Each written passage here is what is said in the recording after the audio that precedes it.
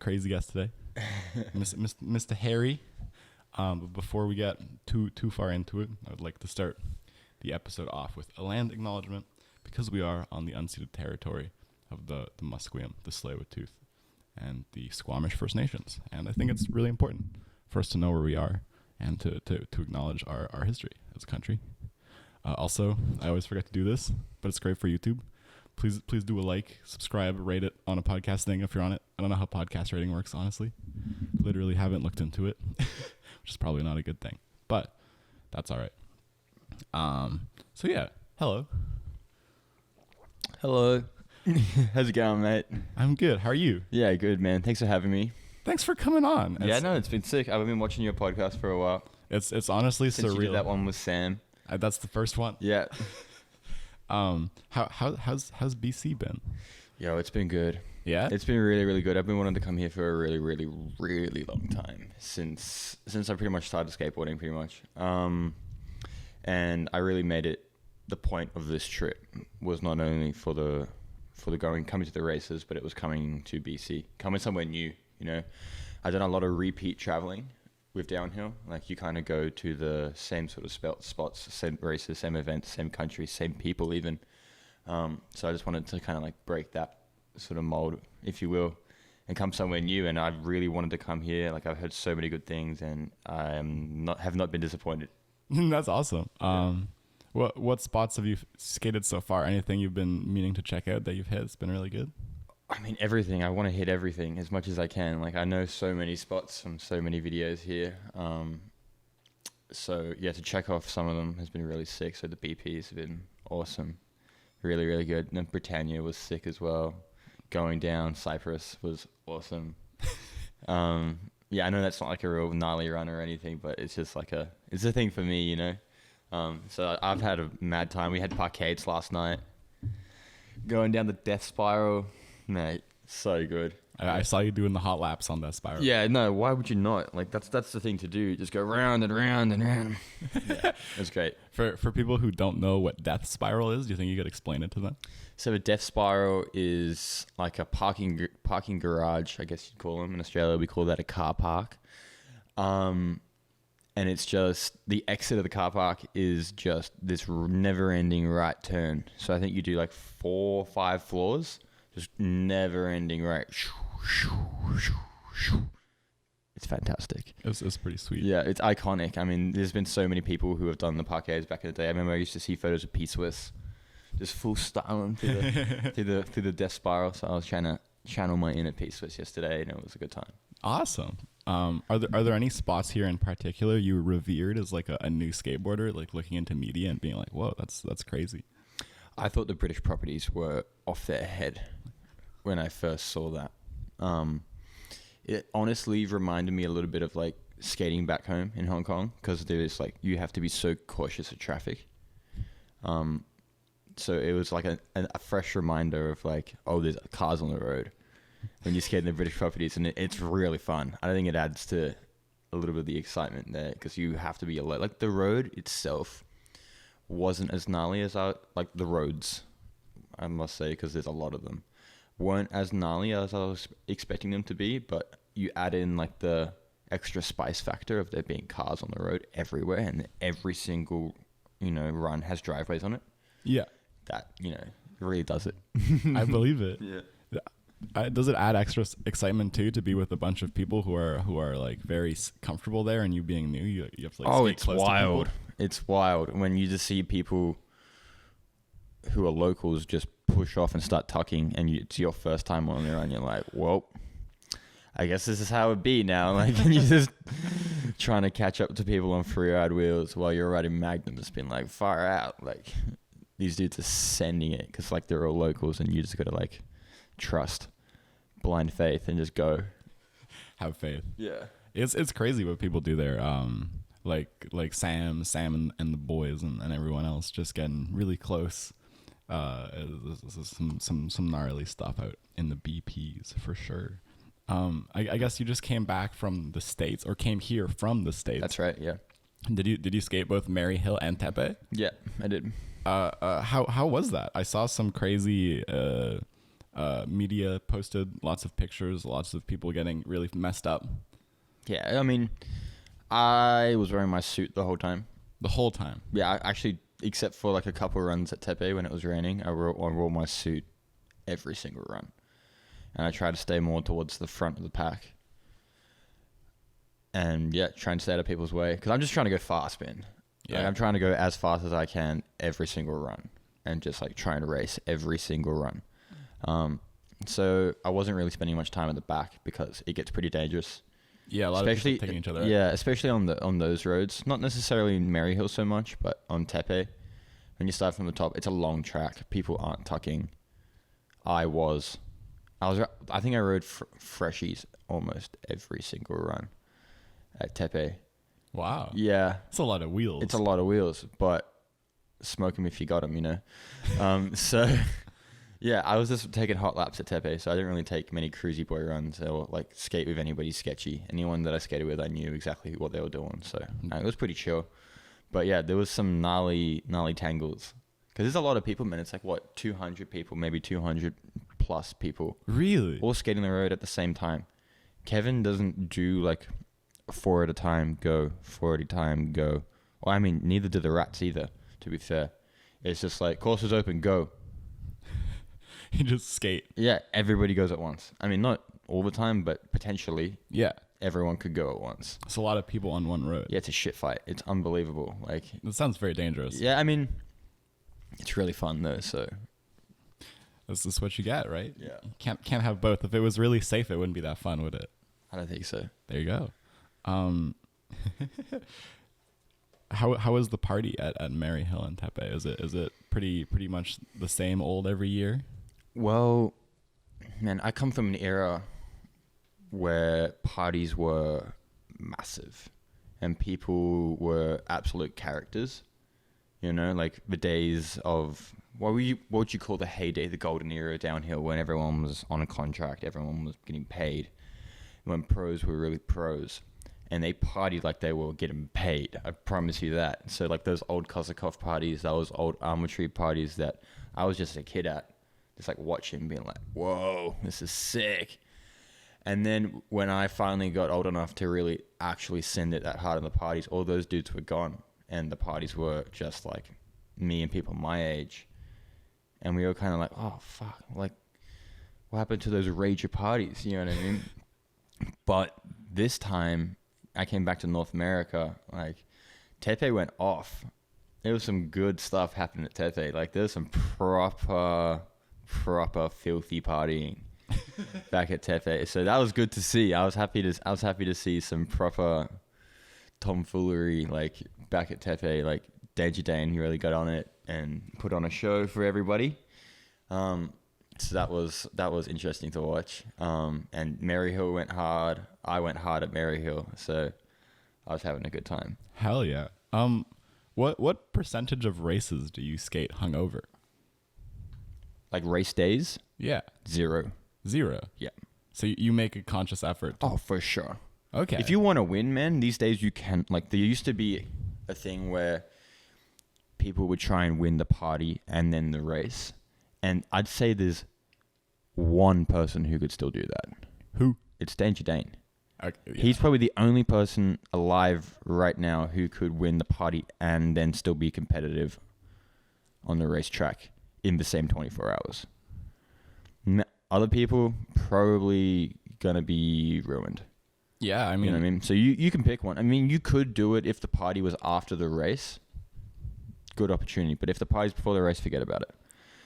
Yeah, if you want to be competitive in this sport, if you want to win races in this sport now, then you kind of have to take it a little bit more seriously.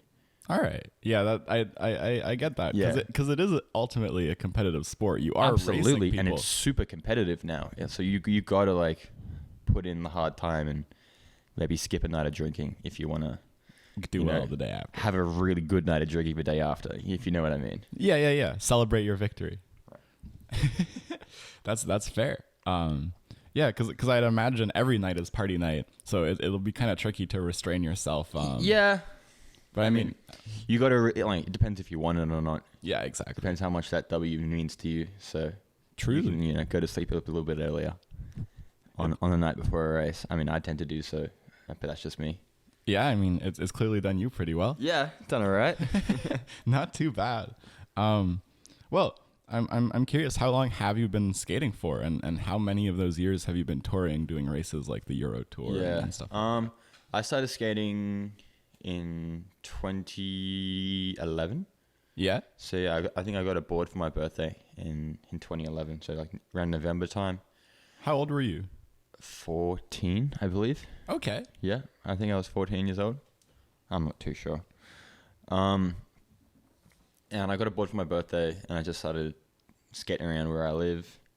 And then, via the internet, I found out that some people that I also knew also skated downhill, and then I linked up with them, and then we had like a small little scene of Groms. And then racing happened, and I was like, because I'm a really competitive person, and I really like sport. I've been doing sports my whole life, every sport you've ever imagined. And I like found skateboarding, and it was like cool because it wasn't competitive. And then I realized like I could compete, and I was actually kind of good. And then I was like, this is my shit. Was that kind of your moment when you realized you could compete at it? Yeah, I think so. There wasn't a lot of people to compete against, but I don't know. I thought that I was like, all right, I could probably do this. Like, I saw the writing on the wall a little bit, and it's crazy to think about it. Like, I was telling my homies when we were like 15 years old, walking up the hills, and like, I couldn't see any generation behind us, and I was like, dude, we're gonna be sponsored. Like, I know we're gonna make it. And I was telling that to my two homies who I'd skate most with. I'm like, I'm gonna make it. I'm gonna be sponsored. I'm gonna race, and I'm gonna be fucking stoked. You know what I mean? Because I don't know. I just saw it, and maybe I wished it into existence, but it happened.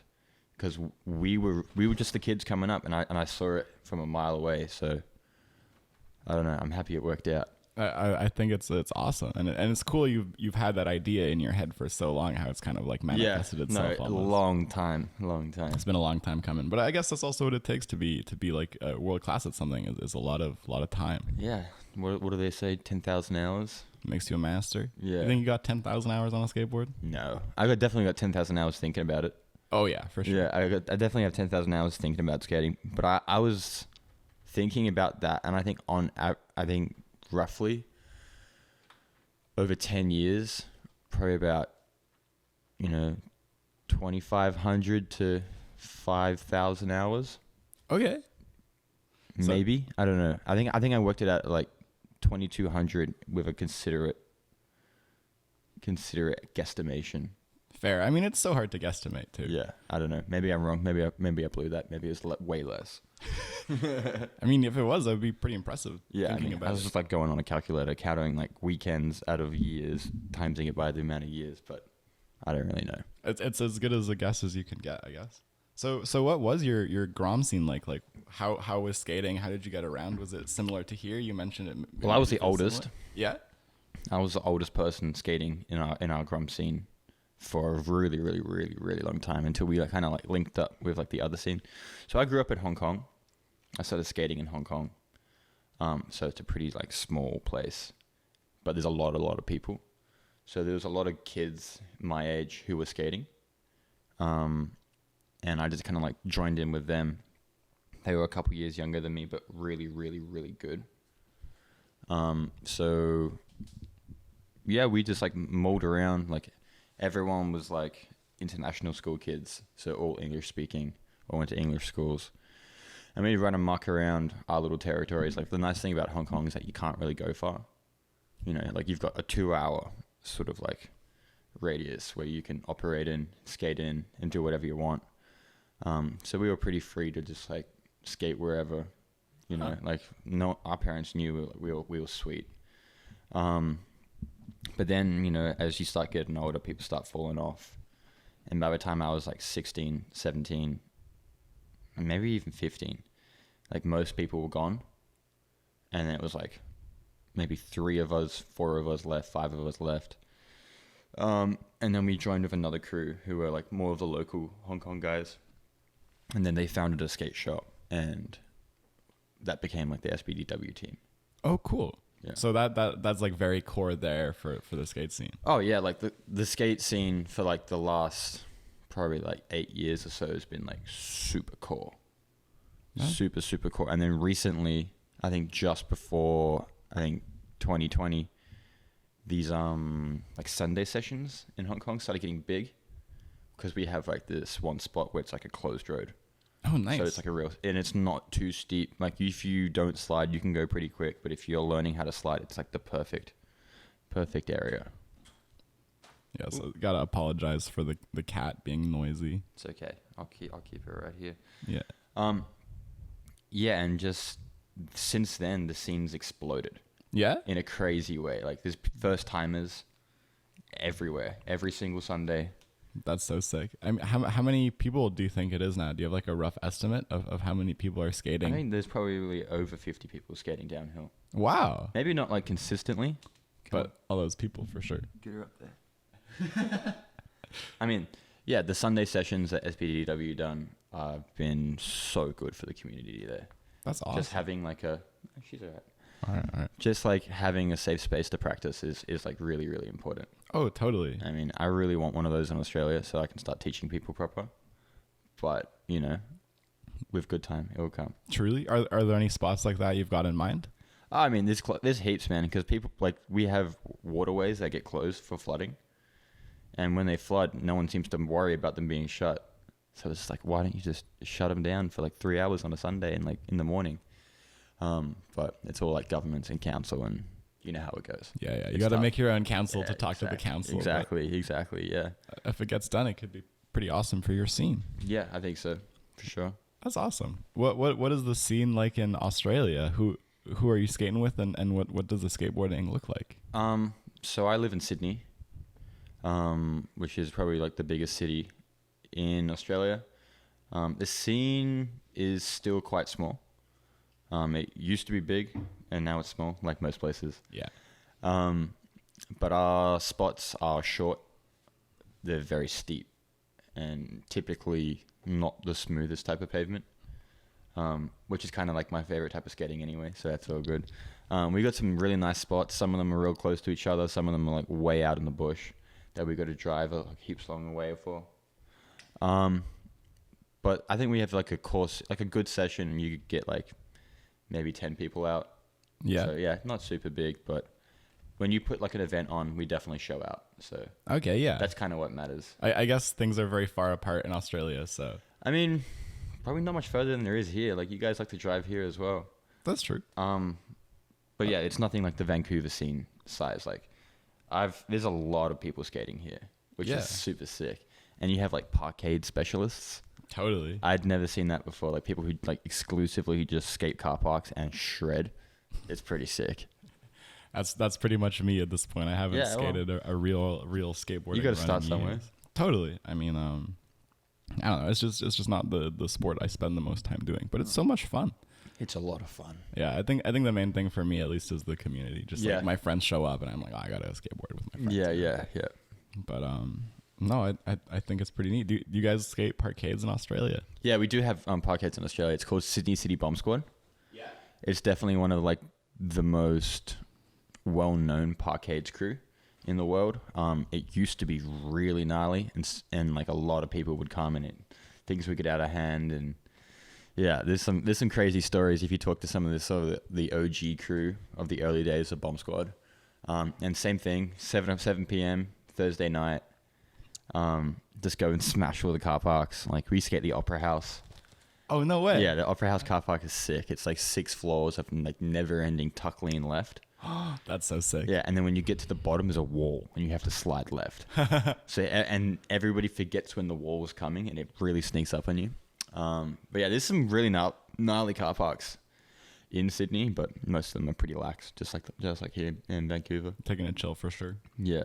Awesome. I want to talk a bit about skateboarding trips and travels. Yep. Because I imagine you've got quite a few of those under your belt. Yeah, I'm very fortunate to have been traveling for skating for a really long time. So, where have you been? Can you give the listeners like an idea of kind of what it's like to travel around for the sport? I think I've skated on My skateboard's taken me to almost every continent. I've done races almost everywhere. So, I mean, all the way from Australia. Done a lot of skating in Australia, obviously. I only moved back there in 2018, though. So a lot of my skating's done elsewhere. But I have skated the east coast of Australia a lot. Skated in New Zealand a little bit. All throughout Asia. You know, mainland China, Taiwan, Philippines is a big, big scene. There's a huge scene in the Philippines. And because I lived in Hong Kong, it was like an hour and a half flight to Manila for like $90 return. $90? Yeah, that's what it used to be. It used to be $90 return. It was insane, bro. It was so good. So I used to hit that flight a lot. I think I even went over for a weekend a couple times, just to the Philippines, go skate, come right back. Wow. Like, for school. Yeah.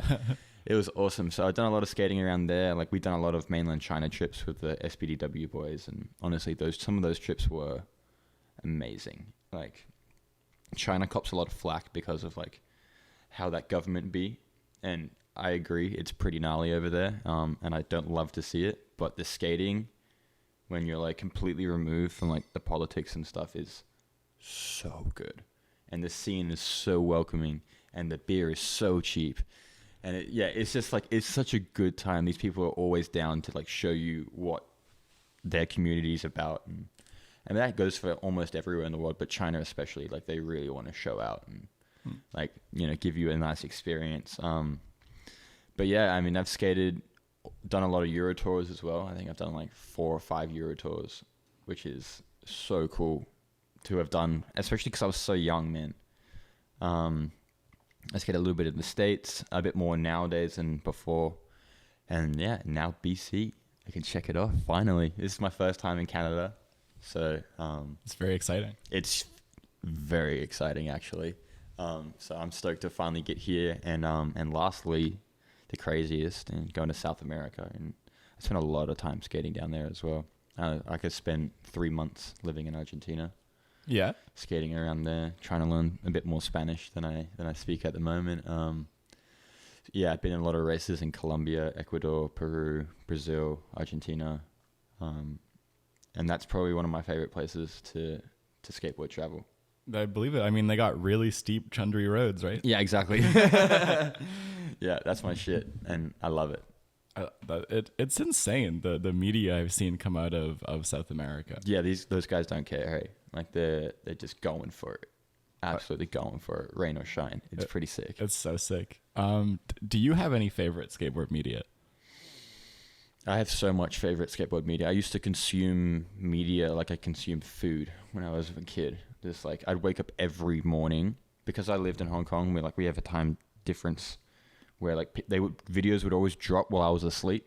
Oh, so you can wake up and watch them. And so I'd wake up like an hour before I had to wake up and just like watch all the videos before I went to school, and then like, you know, start my day, go to school and stuff.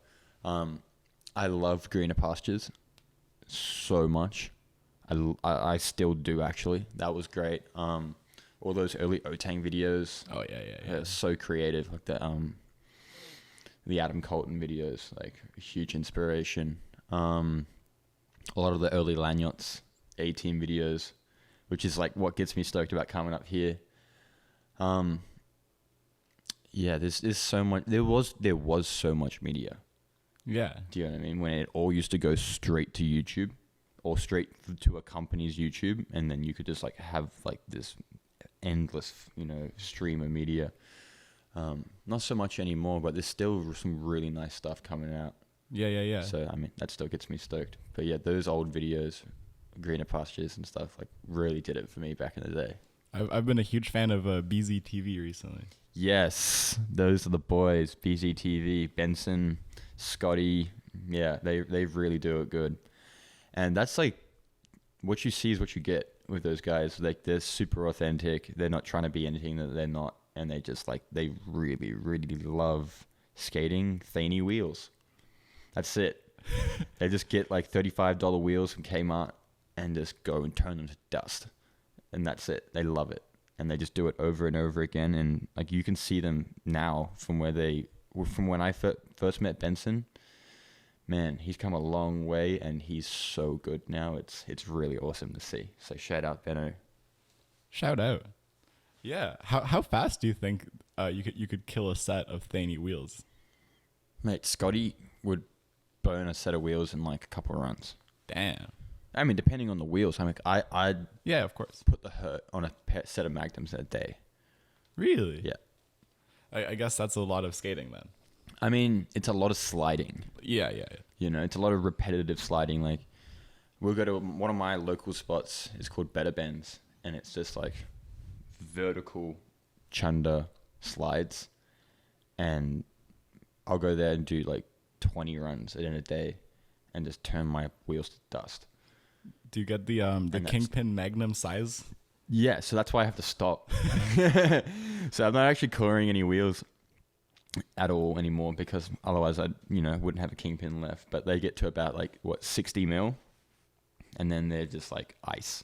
Okay, and yeah. I just give them to some grommet, and that's it. And that's me done with the wheels. But I got some new Rogues, and the Kingpins are actually fixed, so we can actually core wheels again. Hell yeah! Happy days. Shout out to Rogue. That's shout out. pretty sick. Yeah, no, we're stoked about that. So I'm gonna go home and try core some wheels again. You should. It'll be a crazy feeling, I imagine. Maybe, yeah, core and Magnums. I mean, normally just chunk them to the core, and they just explode. Really? When they get that small, yeah. And the lips start falling off, and then they just die. Huh. Unless you have a really smooth road, then you could probably do it, but we don't have many of those. Yeah, that makes sense. Oh yeah, I guess if the roads are really rough, then once the wheels get small, they just fall apart. Yeah. That's a good thing for big wheels, though. So I'm wondering about your progression as a racer. How have you felt in racing in particular to progress, and I imagine everything you do has some sort of impact to that, like practicing at home versus going to a race. But how do you feel like it affects the competitiveness of it to be able to go and race and actually have these experiences versus just practicing at home or in other countries? The only way to get better at racing is by racing. It's really that simple. You can be a fast skater, and you can become fast by just skating. And there's so many really, really fast skaters that can't race. Racing is a completely different thing. So unless you have to be fast to race, but if you can't race, then you won't win. If that makes sense. Being able to control a race heat is a skill that you can only really learn from controlling race heats. So it's a completely different thing. Qualifying and race day is two completely different activities, which is why there's argument to run just qualifying time trial events and then have races separate. But I don't know. I think we should keep them together because, you should be good at both. But yeah, the best way to get better at racing is by getting experience. And that's what I tell anybody who, ask me how do I get better at race? Man, go to races. Go race. Yeah. Race as much as you can. Race your friends at home. Host outlaws. Go to your, local race. If you've got if you have a local race, go to that, chain smoke it, do practice heats of your friends, I'll race you to the bottom, 3, 2, 1, go. Yeah.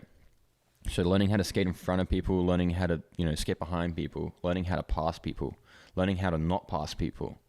There's all these things that you have to be good at. And unless you have a really structured sort of training program, which no one does, you know what I mean? Then you just have to go race. Fair. I mean, and that's really difficult, man, because I can easily say, yeah, just go race, man. But it's taking time off your job. It's saving cash to fly to the race. It's your registration fee. It's your wheels. So it's probably a little bit more difficult nowadays than it was back then, because just things are more expensive now, especially the wheels. But yeah, outlaws, man, host one. If there is none, host one. Yeah. And then people always turn up. People absolutely will. There's been a lot of just home hosted outlaws. Yeah, 100%. Sick. Exactly. I've done them myself. And everyone always has a really good time. Oh, it doesn't take that much as long as you pick the right spot and try and keep it as safe as you can. Yeah, host an outlaw, host events. It's the way. Truly. That's very true. I kind of figured that would be your answer, but I'm always curious to hear. Yeah, no worries. always curious to hear, you know. Do you have a favorite track to race on? I have so many favorite tracks. It really depends, but there's a couple, like Bathurst in Australia, Newton's Nation, is just the perfect event. You know what I mean? Because like there's no, like, you go up the backside of the track to shuttle, so like there's never-ending runs. The pavement is perfect. Like you've got racetrack walls. Like you feel like you're, you know, at an actual race. Like you feel like a V8 supercar flying down the corners and stuff. That's probably my favorite event, but I like it better the more sliding. So I mean, things like Vulcan are really, really fun. Vulcan is crazy. Yeah, Vulcan's sick. It's probably the gnarliest racetrack on the circuit right now. So I think that's probably a safe answer. I'd say Vulcan was probably the best track. But I mean, there's no shortage of good tracks. Of course. So, but yeah, I said Newton's for the event, but Vulcan for the actual road. Cool. Vulcan's insane. Do you think you could explain kind of like how fast you go and what it's like for people that don't know, maybe? Well, you go close to 120 kilometers an hour twice in 2 minutes. It's extremely violent when you're doing it for the first time. You just kind of like skate through the top corner, and then you just see the road disappear, and you're like, oh. And you just blast down this mega straight. Some homie's standing there with a speed gun, trying to clock your top speed, and then you come over the rise, and then it drops away again, and you just have to like almost come to a stop going around the first right. So you slide left, slide right, fly around the right, grip the left, dump it for the right again, grip the next left, king slide, right corner, and then you start like pushing across the flat. And that's where they have like the short track finish line. So when it rains, they run short track, and that comes out of this right. But in a dry race, you actually have to push through the flat section, and then it just like disappears again, and you're just flying down this straight, going close to like 120 again to like a last chicane that's terrifyingly bumpy, and there's the finish line, and it's just, you get to the bottom, you're like, whoa. I believe it. That sounds extremely intense. No, it's good. And then you get to cool off. Like there's a gondola that runs, so you don't have to like, you know, get a bus back up. You just get in the gondola and you go watch other people skate, and it's a cool view. It's really great. So you're in like a finals heat at let's say Vulcan. What's going through your head when you're about to drop in? Like you're gonna skate in a pack. You're gonna be going over 100 kilometers an hour. Yeah. Like what's in your head? How does it feel to like get to the bottom of that? I mean, you at that level, if you're in finals, you're not really thinking about, oh, this is scary. Yeah. Anymore, you know, because it's just another day. You've already done it a bunch of times to get there. Yeah, exactly. Like you've already won a lot of heats, obviously, if you're in finals. So you're mainly just thinking about how the heat's going to play out, what specific tactics you want to employ, if you want to push first, if you want to push last, what happens if you don't push first, what happens if you end up behind, you know, are you going to pass here, are you going to pass there, are you going to wait, are you going to attack? So it's mainly just tactics and trying to keep it cool. All right. You know what I mean? Yeah. So before the race starts, do you have like a full visualization of how it's going to go, like a prediction for where each person's going to be, where you're going to pass them, how you're going to speed up, accelerate, decelerate? You got like I definitely think about it, yeah, a lot. You got like the whole mental map before the race starts. Yeah, but you also want to have contingencies as well, because if you only think about it one way and then it doesn't go that way, and then you're like trying to make it up on the fly, like that doesn't only go so well. So you're just trying to map out all likely situations and scenarios and have like a plan for everything. But a lot of the time you just make it up as you go along. So yeah, I'd imagine it's very variable because people aren't very consistent. No, I mean when you get to finals, people are pretty consistent, and you kind of know what's about to happen. But sometimes you get like some wild characters and unpredictable people, especially if you're not racing 2-man heats, you're racing 4-man heats. And if you're racing 6-man heats, forget about it, mate. You have no idea what's going to happen. It's crazy. Yeah. Is that standard in some races? 6-man final heats. Maryhill's 6 men. Yeah. Well, that sounds very hectic. Yeah, it's a lot of passing, a lot of drafting. It makes really good racing, actually. I think we should employ 6-man heats in a bit more races than we do. Okay. Yeah, it's cool. Petition for more 6-man races. It's just like, which track can you allow 6-man racing? That's mainly the limiting factor there. Like Vulcan only allows 2 because it's so gnarly. Yeah, I'd imagine you don't want people bailing going that fast, right? Right. Or as little as possible. Exactly. Yeah, that's crazy. It sounds like a wild experience. I mean, it's pretty great. It's really, really fun. Oh yeah. It's crazy. I feel like most people don't have that as their idea of fun. Yeah, well, most people don't like to go down on pieces of wood at 120 kilometers now. Exactly. It's just like we built up to this. Now people always like say, "Oh, you guys are crazy," but they don't realize I've been doing this for 10 years. Yeah. You know, if you've been doing anything for 10 years, you're pretty used to it. You know, it's Totally. just another day. Another day at the races. Exactly, another day at the races. It's all good. Yeah. Do you have any memorable losses that taught you an important lesson? Is there anything that Every sticks to loss is a lesson, my friend. Always. Every loss is a lesson. I mean, I'll speak about Maryhill, which was like 1 week ago. Yeah. I mean, every single time, even if you do win, you still learn stuff. So it's always important to extract the lesson out of, the experience, because you can always learn something. Like, even at Maryhill last weekend, I didn't win. I really wanted to, but sometimes it doesn't happen. And it's like, what did I take away from that? Okay, well, if you want to win, sometimes you have to mix up your game plan. You know what I mean? You don't want to become predictable, because then people start playing off your predictability. Stuff like that, like Tepe. Maybe should have walked the track. We got 2 practice runs. Not a clue where I was going. You know what I mean? Stuff like that. But when you've been doing it for so long, and especially racing for so long, I've been racing since 2014. So long time now. Yeah, you build up all these little lessons, eventually build up to, your main goal, whatever that would be. But yeah, a lot of losing on the way there. I didn't get good until the end of 2018. I think I was pretty good. But that's a lot of sucking. Yeah. To get to that level. But I was always having fun, so it didn't really matter to me. Do you know what I mean? Yeah. And I mean, it's not like you're just going to show up to your first race and win. Well, it depends. Some people might.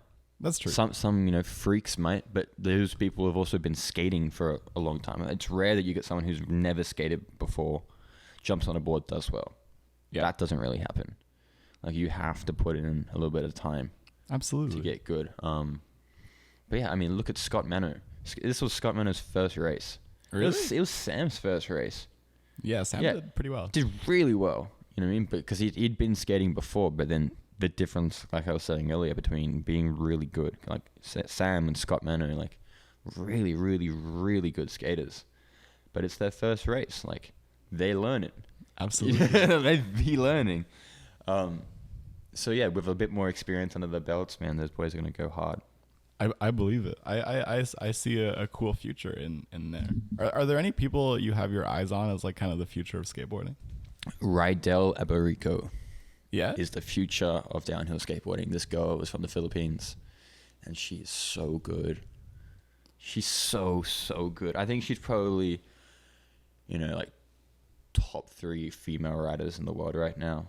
Obviously, the prosecutor is number 1 because she's been so dominant for so long. But I don't know. It's like Rydell's a breath of fresh air. She's young. She's super fun. She's incredibly famous in the Philippines. Yeah? Yeah, she's popping off in the Philippines. Oh, hell yeah. She's got this new freeride game that you are seeing with a lot of people who are coming into the sport now, where it's shorter truck, shorter wheelbase, big wheel, stand-up slide. And it's dope. Yeah, I've never really seen a girl freeride like her. Or anybody really freeride like her, for that matter. She's just on one, skating concrete. There's no asphalt down where she lives in the Philippines. So she's skating concrete. She's doing stand-up toes in the wet on Magnum. And it's just it's a lot. you know. So I'm super juiced on Rydell. She's probably one of my favorite skaters at the moment. So I'm really happy, and I'm really looking forward to see what she does. I think she's like 20 now, so she's got like Young gun. She's got heaps of time. So yeah, That's awesome. yeah, she's my pick for, you know, future world champ. Hell So yeah. I'm excited to see it. That's so cool. I saw you were like helping the Philippines team train, right? Yeah, so I coached the Philippines national team at the Southeast Asian Games. Because Philippines was the host nation, they got to like elect sports to win medals essentially. So like the government's like, wait, what sports are we good at? And the Philippines, you know, roller sports commission was like, we're really good at downhill skateboarding and street park skateboarding. And they're like, all right, chuck it in the games, no worries. Yeah, it was sick. So they ran a downhill race at the Southeast Asian Games, which is like the step below like Olympics. It's like on the same level as like the Commonwealth Games and stuff like that. So it's an IOC event. So yeah, we got to rock up at the Southeast Asian Games. They employed me and my mate Jev to help coach the team. So we did like, I think 90 days, no, maybe a little bit less. Training camp. Cool. Yeah. Yeah. What does a training camp for downhill skateboarders look like? Are you guys doing PT? Are you doing balancing? Are you practicing? Like, so we stayed in this resort where we were the only people in the resort. No way. Yeah. So we'd wake up 6 o'clock every day, up to the roof, train. So it'd be like we only had 1 month, right? And minimal equipment. So the strength and conditioning was minimal, mainly coordination based. So a little bit of agility to warm up, some balance and coordination, minor strength and conditioning, mainly just sweating. A lot of sweating, a bit of yoga in there, and then a lot of skating. So because we were it was like training for the Southeast Asian Games, we got hook up from the government to host some training sessions on the hill. So like I think it was every Wednesday and Thursday we had the racetrack closed from 12 till 6. They really wanted to win. They really wanted to win. And it was just awesome. Like everyone was behind us, all the locals, all the like cops and stuff. Like they were super supportive. We had the TV news crews come out and like cover our training sessions. So we did Wednesday and Thursday every week for like 4 weeks, 5 weeks or something like that. So invaluable track time. And then we did like a simulation event where we ran 5 days at the hill. Like we were practicing for a real event. We had a mock race. We had people fly in to act as competition. It was sick, man. It was so cool. Yeah, we set up the official timing system. We ran timed qualifying. I broke the track record on that day. It was sick. And then it was just like a proper, it's everything I really wanted this to be, like the sport to be. Like I want it to get to that level where it's, you know, legit. Like these guys are getting paid, you know, the coaching staff is paid, you know, like we're staying in resorts, we're getting fed, and it was just like, it was really, really cool, a great experience. Yeah. And I look forward to doing either the coaching side of that again, for sure, or being an athlete in that sort of competition again, because it was great. That's so cool. I have another funny coaching question. I'm curious if you've noticed like major muscular imbalances from skateboarding in yourself and other people. Because like I've noticed, at least in myself, I have a big difference in my back and my legs. Just from pushing and the twisting. Mm-hmm. Is that something you see in the people you train and yourself? Absolutely everybody. I know, if you've been skating for a considerable amount of time, your body is fried. 100%. Like I have, like my spine is all twisted. Me too. From like tucking. You know what I mean? My hips are offset. So my front, like the front, my left side of my pelvis is rotated forward. And my right side is rotated back. If I'm just standing with my left foot forward and my right foot back and pushing all the time. So I do a lot of work in the gym to try and equal that out. I think all good racers should be these days. If you're not in the gym training for racing, like, good luck. But yeah, the skating really takes a toll on your body. But, you know, if you look after yourself, then it's nothing that's, I think, is really concerning. As long as you're aware of it, then you'll probably be okay, you know? Yeah. But you're definitely right. Like, you walk around, I remember seeing people walk around in shorts, right? And they've got like one skinny little calf and one huge right calf. And I'm just like, oh yeah, I know which one your push leg is, eh? But yeah, I mean, that's just part of the game, man. Like, I'm sure in most sports, like, you know, tennis players, they got one juiced arm and one just like, oh yeah. Oh, absolutely.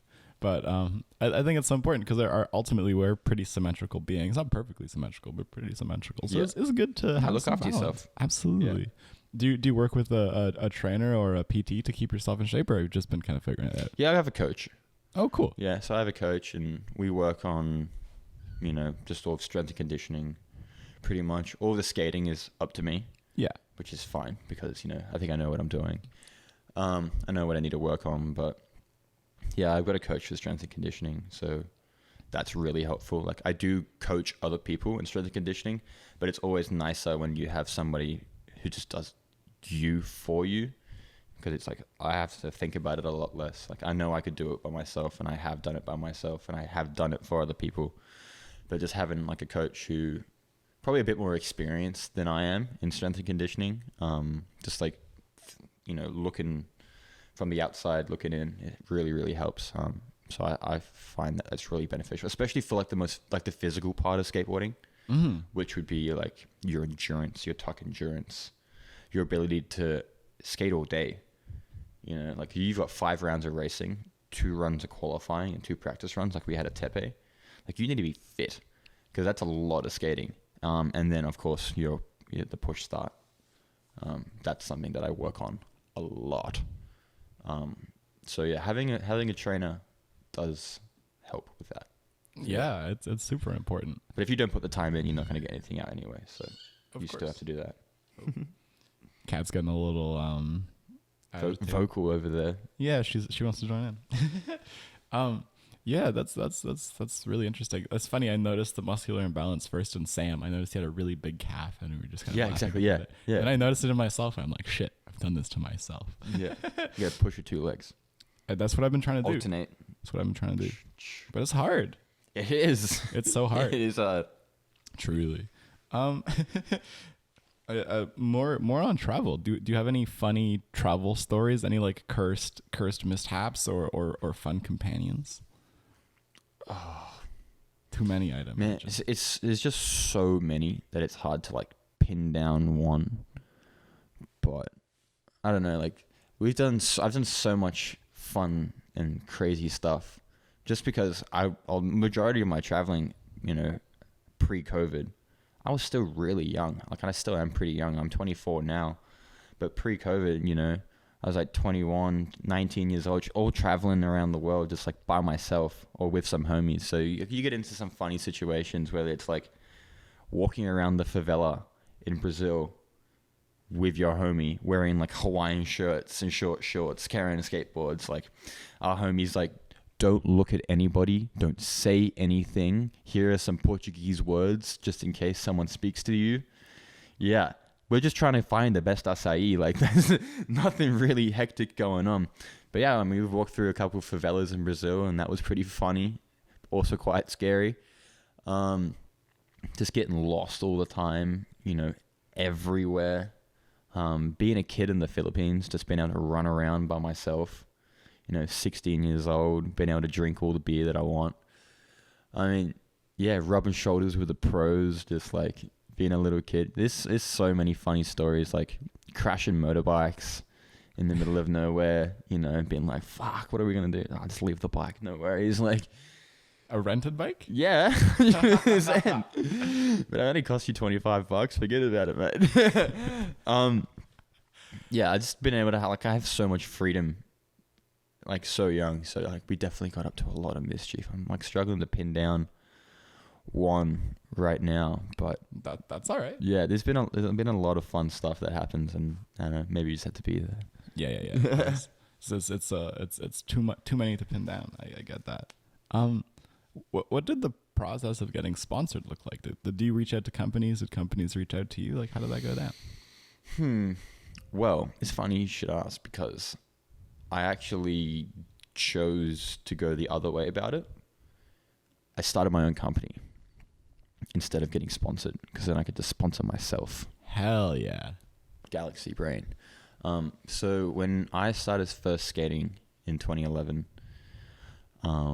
and we kind of like discovered the crew, and we will skate, and every time you wanted to buy more gear, you would have to order it online.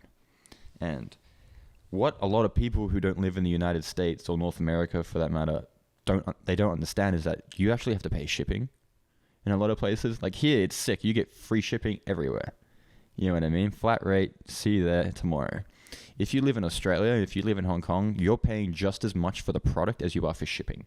Really? Yeah.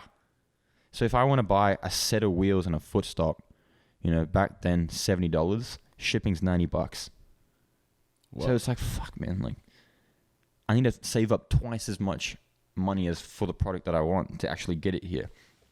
So I started my own company where we would make boards, because I lived, an hour away from the factories that are making all these boards in China. So me and my dad went over.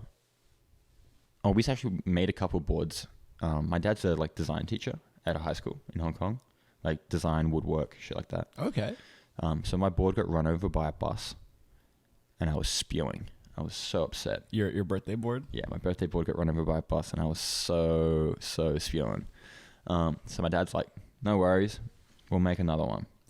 So we went out, we made like a mold, made a board, and it looked good. And I was like, hell yeah, this is sick. It was dumb flexy because we used the wrong wood, but we live and learn. And then we had the idea of coming up with a company. So we're like, all right, we take a couple samples, we go over, we hit up a factory in China, and we started getting these boards made. And then they started rocking up at our door. Like the minimum order was like 150. Oh, wow. So these boards rocked up at my house, and my mum is just like, what the hell is going on? And me and my dad are like, yo, we're on. And so we stacked all these boards in like a downstairs bathroom that didn't get used. And it was just like, you'd open the door and it was just boxes. So yeah, we had this company. We sold completes. We sold trucks. We made our own wheels, but we'd also, most importantly, we'd import quality wheels. And, eventually that turned when the business wasn't going so good, or like we couldn't keep up with the product, whatnot. We became a distribution company. So we had all these distribution deals because we were importing wheels. And then we're like, oh, we could import boards. We could import trucks. And then we would sell to everyone at fair rates. So no one's paying shipping. They're just paying the standard $60 for ABEC 11s. Yeah. Yeah, and people were stoked on it.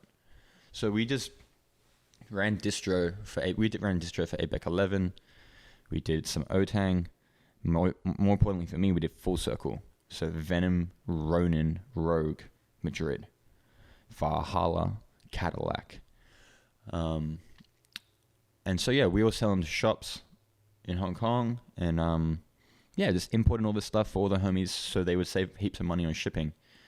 And that is what led me to getting sponsored, I'm pretty sure. Like I met Rolo in 2014, and he would put boards in the orders that we made for shops just in there for me. I'm not sure if I'm supposed to say that, but he did. Thanks, Rolo. Shout out.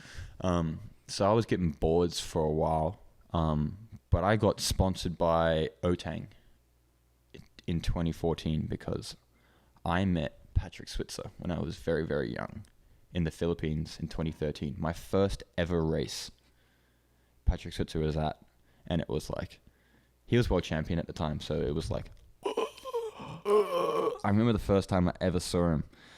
Like, I was standing with my back to him, and my homie was standing in front of me, and he's like, And I'm like, what? He's like, he's right there. And I look back and I'm like, whoa. Yeah, full grum froth. Yeah, it was funny, yes. But I known Patrick for a really, really long time, and he's seen me come up. And I think racing in Europe in 2014, he was like feeding me Kegels. He was giving me his 1 runs, and I was doing pretty well. And then that after Eurotour, I think he had a chat to somebody at Otang, and was like, "Oh, like, you know, this is a kid. Like, maybe throw him a couple wheels here and there." And I started working on a deal with Otang, and eventually ended up riding for them. So that's how I first got him. Like, you know, I just knew the world champion. So that was my trick to getting sponsors, but then also running the full circle distribution, set up that contact. And I think eventually what ended, you know, me going to Madrid in the end, because I was always getting feeder boards, and I was addicted to that trap star shape with the wedge. I really liked that, and that's the only board I wanted to ride. So that's how I think I ended up in Madrid, and eventually I dropped Otang and came back to Venom and Rogue, and I've just been on full circle gear ever since, pretty much. Cool. Were you riding the original like 39-inch Trapstar? Yes. The big boy? The big one, yeah. Yeah, so I rode that forever. I rode that from like 2015 until I got my own pro model. Damn. Yeah. Well, I mean, I started chopping the tail off. Because it was too long. Yeah, it was too long, and I was just re-drilling it in 2018. And then in 2018, I made it over to the US for the first time, and Dube was like, you want to ride for Madrid? I'm like, absolutely. And I went to LA, and I was like full like frothing in the full circle factory in LA, and Dube was like, oh, do you want to like make a custom? I'm like, oh yeah, I could do that. So we went in the back, and he like drew up these shapes for me, and I was like, he's like, what do you want? I'm like, I don't fucking know. So we just drew up these shapes, and you know, I try to be like, I was inspired by a couple of my old favorite boards. So like the Vugenhausen, it was one of my first boards, the Arbor Vugenhausen, James Kelly, Jimmy Raya, actual pro model. The Voodoo Doll, Comet Voodoo Doll. I think that's where the nose of my board comes from. It's the nose of a Voodoo Doll, and then it kind of like goes from there. And yeah, and he just cut me out these boards, and then he was like, here you go, man. And I haven't ridden anything different since. Nice. Yeah, it's sick, man. So that must be surreal to have your own skateboard. It's crazy. It's absolutely nuts. Yeah, I'm just like forever thankful that I got to this place, and now I got a board with my name on it. I got wheels with my name on it. I have gloves with my name. It's like, it's bonkers, man. It's pretty bonkers. It's absolutely bonkers, and you know, I didn't just get here by myself on my own. You know, like I had a lot of help from like, everybody, like people like Patrick, people like Alex from Madrid, people like Rolo, like just being like, come on, like let's go, and like hustling, and my own self-drive within my community. Like I was telling you earlier, like we could do it, like we could be the next generation. But it's definitely right place, right time. Yeah, for sure. I mean, you had to have met Switzer, and you had to have made those connections. Yeah, like you need to be out there. Totally. I think nowadays it's probably a little bit easier because of social media. Like I've sponsored people from Madrid that I've never met before, just because I know they shred, because I've seen it on their socials. I'm like, yep, you're the guy. Bang, you want to ride for us? Yup, done. Wow. That's it. Yeah, it's crazy. It's crazy. Like I don't think you could have really done that before unless you made like consistent like video parts for like your YouTube channel and stuff. Maybe that's how people got sponsored, but not knowing somebody ever and just being like, oh yeah, I've seen like a 5-second clip. Done. You know what I mean? Signed. Truly, yeah. So for Madrid, are you the team manager? Is that what you're up to? So I'm doing TM for Madrid at the moment, and that's been pretty fun. Like I've been given a lot of freedom, so like I'm really fortunate, you know. I'm really thankful to Madrid for that. Like they've been, you know, just giving me this whole thing. Like here you go, work it out. You know what I mean? So it's been awesome. I've been able to pick my own team and kind of like, you know, design some boards based around my team and had a lot of really valuable input from these guys, and I think we have one of the best teams ever. You know, it's very young. There's not a lot of like, I mean, there is like still people who were signed from before, but like of the new people, it's a pretty young team. It's a pretty fresh team, and it's very, very exciting. Like there's a lot of really, really, really good riders. Pretty much, I just put all my favorite riders on one team. So, yeah, it's a dream come true for me. It sounds pretty awesome. What do you have? What are your responsibilities as team manager? Do you have to like pick people, wrangle stuff? Like what are you doing? It's anything and everything so far. In my experience, it's just like get it done. You know, just the main thing was picking a team. It was like the first main responsibility, because obviously you have the veterans, you've got the Rolo, you know, the Zach, the Cam Brick, like people who've been there for years. Like Cam Brick's been riding for Madrid almost as long as I've been skating. Do you know what I mean? Like, so that sort of history, like I have nothing to do with. It's mainly like the next generation of people who are like, I've been in the Full Circle family for like 4 years now, officially. So it's mainly just guiding people through the avenues of Full Circle for the first time until they're like me, you know, and then we all just do our thing, you know, sell skateboards, make skateboards, ride skateboards. Hell yeah. Do you do anything else for work, or are you fully a downhill skateboarder at this point? I'm kind of fully a downhill skateboarder at this point, man, which is pretty sick. But that's crazy. But I definitely do work here and there just to like make a bit of cash on the side.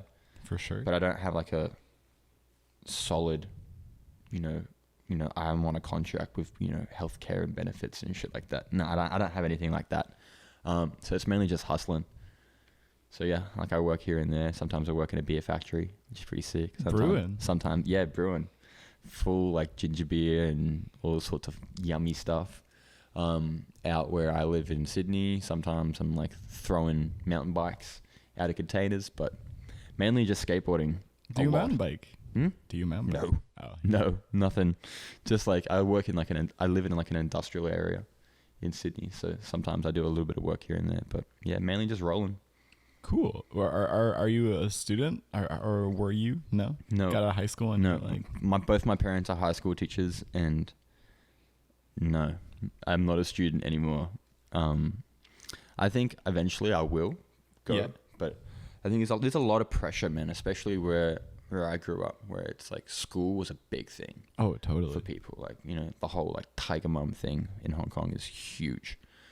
So I think a lot of my friends, unfortunately, get like forced to go to university.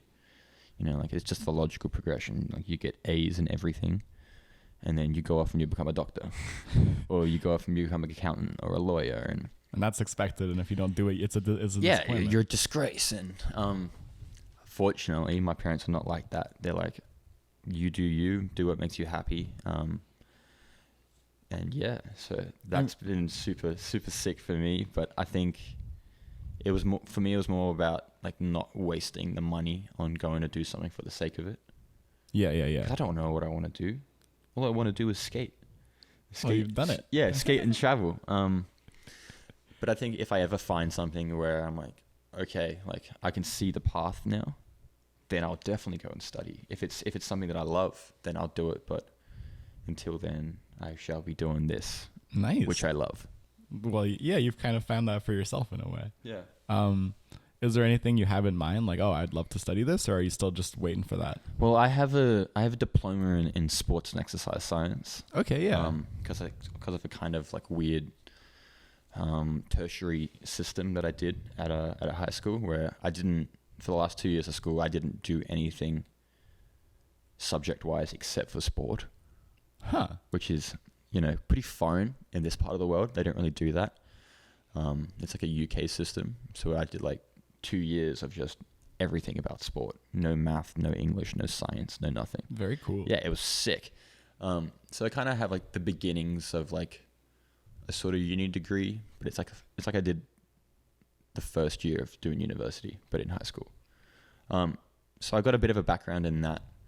So if I was going to study anything, it would make sense that I did something to do with that, because it also is what interests me. Yeah. I love sport. Sport is so cool. Sport's sick. You know, the playing, the coaching, the science side. I love all that sort of stuff, but maybe I'll be doing something completely different. Maybe I'll be doing event organization. Yeah. Who knows? You could throw some crazy events, become an even more core part of the community. That is something that I think I will move on to. Yeah. Eventually. I don't know. It's really hard to say. Like, I look to people like Kevin. I look to people like Rolo. Those two guys are probably like the two best event organizers in downhill skateboarding right now. Like, those guys kill it. Like, Devil's Peak. Oh my God. If you ever were fortunate enough to go out to Devil's Peak, and maybe if you're watching this, if you've been to Devil's Peak, you know, like, that event was amazing. It was never sanctioned by any, like, you know, global racing body or anything. It was just Rolo, his five rules. Mainly, I don't want to fucking hear it. And and no rain wheels. Those are the rules? I think those are actually the only two rules. I think maybe there's a couple more, but the relevant ones. Yeah. And he just fucking ran the best event ever. And like, fuck, it's really not that hard, eh? But I don't know. I have to try it. Like, I definitely want to run an event one day. Truly. Yeah, it's funny. I ended up going to school for kinesiology, like exercise science. Okay, there you go. So And, you've same as me. Yeah, exactly. And now I'm like, I don't know if I want to be an exercise scientist. So I'm Not really. Yeah, it doesn't really sound that great.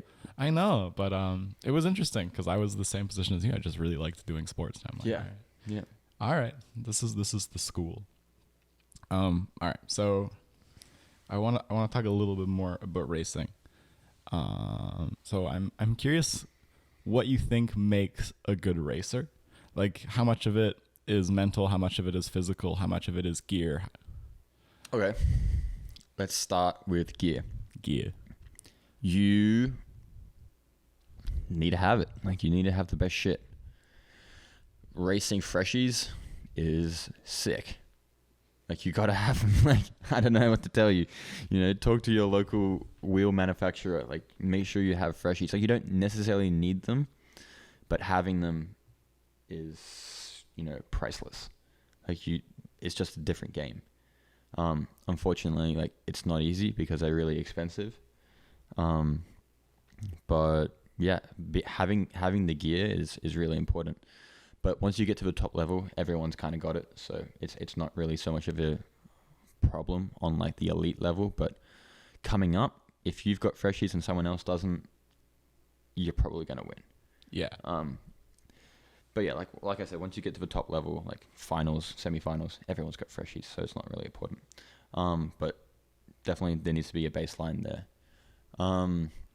In terms of like truck widths and slalom boards, it's like whatever you feel comfortable on, or whatever you're fast on. You don't have to run a 19-inch wheelbase with 106mm trucks and magnums. You know, it's not necessary. Like, people are still riding big-ish sort of setups, but it seems to be that the smaller, more maneuverable boards and maneuverable trucks, bigger wheels seem to be the way. So there's a pretty standard sort of setup that you see on a race course these days. It's like 30 to 30 inches long deck. Trucks from 100 to 130 mil, and magnums. If you're not riding magnums, I don't know what to tell you. Like, you're blowing it. Aerolids, huge. Does that make a big difference? If you think it does, then yes. Valid. Right? If you think that it makes a difference, you will go faster.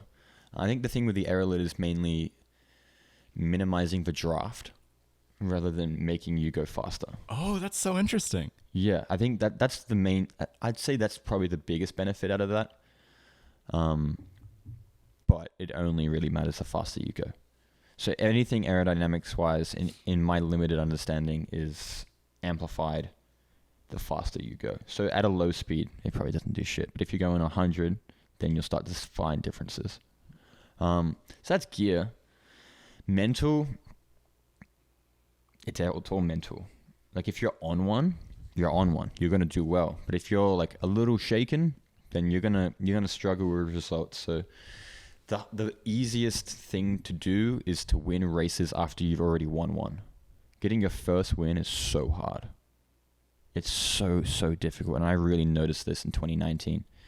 Once I got my first win at Seaside, which was the third event, it was like, you're on now. Like, I will never be satisfied with anything else except for winning. Was that was kind of like the first little taste? Yeah, it's like you taste it, and now that's all I want. So it's much easier to win a second time than it is to win a first time, if that makes sense. So it's just making sure, putting yourself in the absolute best position you can to get your first win, and then everything else after that just feels right. Yeah. You know, because your first win's sick. It's surreal. You're absolutely juiced. But your second win is just like, absolutely. That's exactly what I expected. Do you know what I mean? Yeah.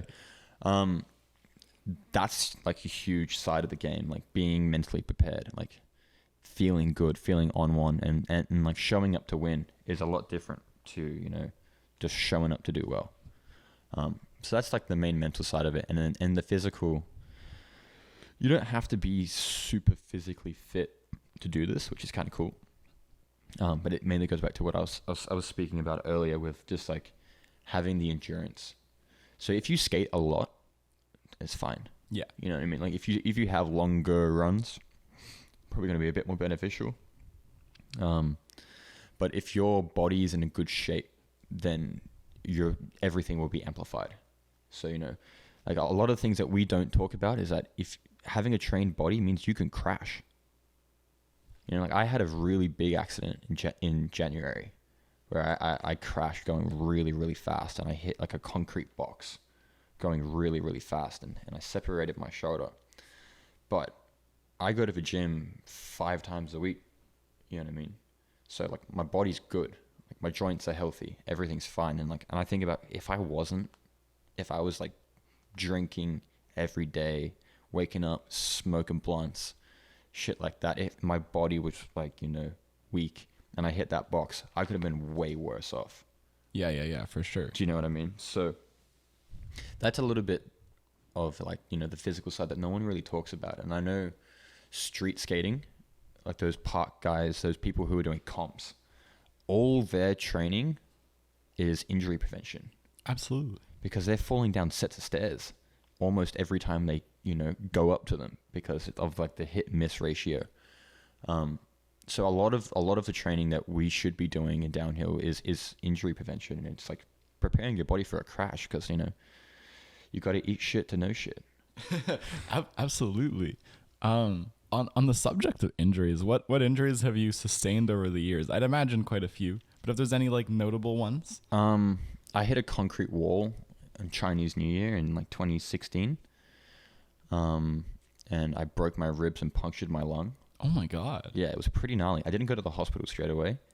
And like I rocked up, and then I showed them what happened. They gave me an x-ray and rushed me into my own like room where they like, because I was like gonna die because air was seeping out of my lungs. Jesus Christ. So if I've learned anything from downhill skateboarding is that when you crash, if you're like hurt, go to the hospital if you can. Just go. You know, if you live in a country like Australia or like Canada or any like first world country where you can just go to a hospital. Sorry, America. Sorry. You're second world, mate. I'm so sorry. But if you live in anywhere where you can, like, you have access to go to a hospital, man, just go. You know what I mean? It's gonna like maybe you'll be waiting there for 6 hours. It's nothing.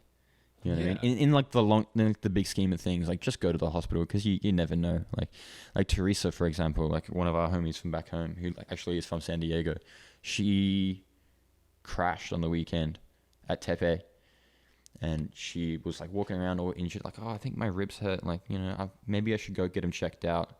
Waited a couple of days. 3 days later, she comes back and she's got a broken scapula.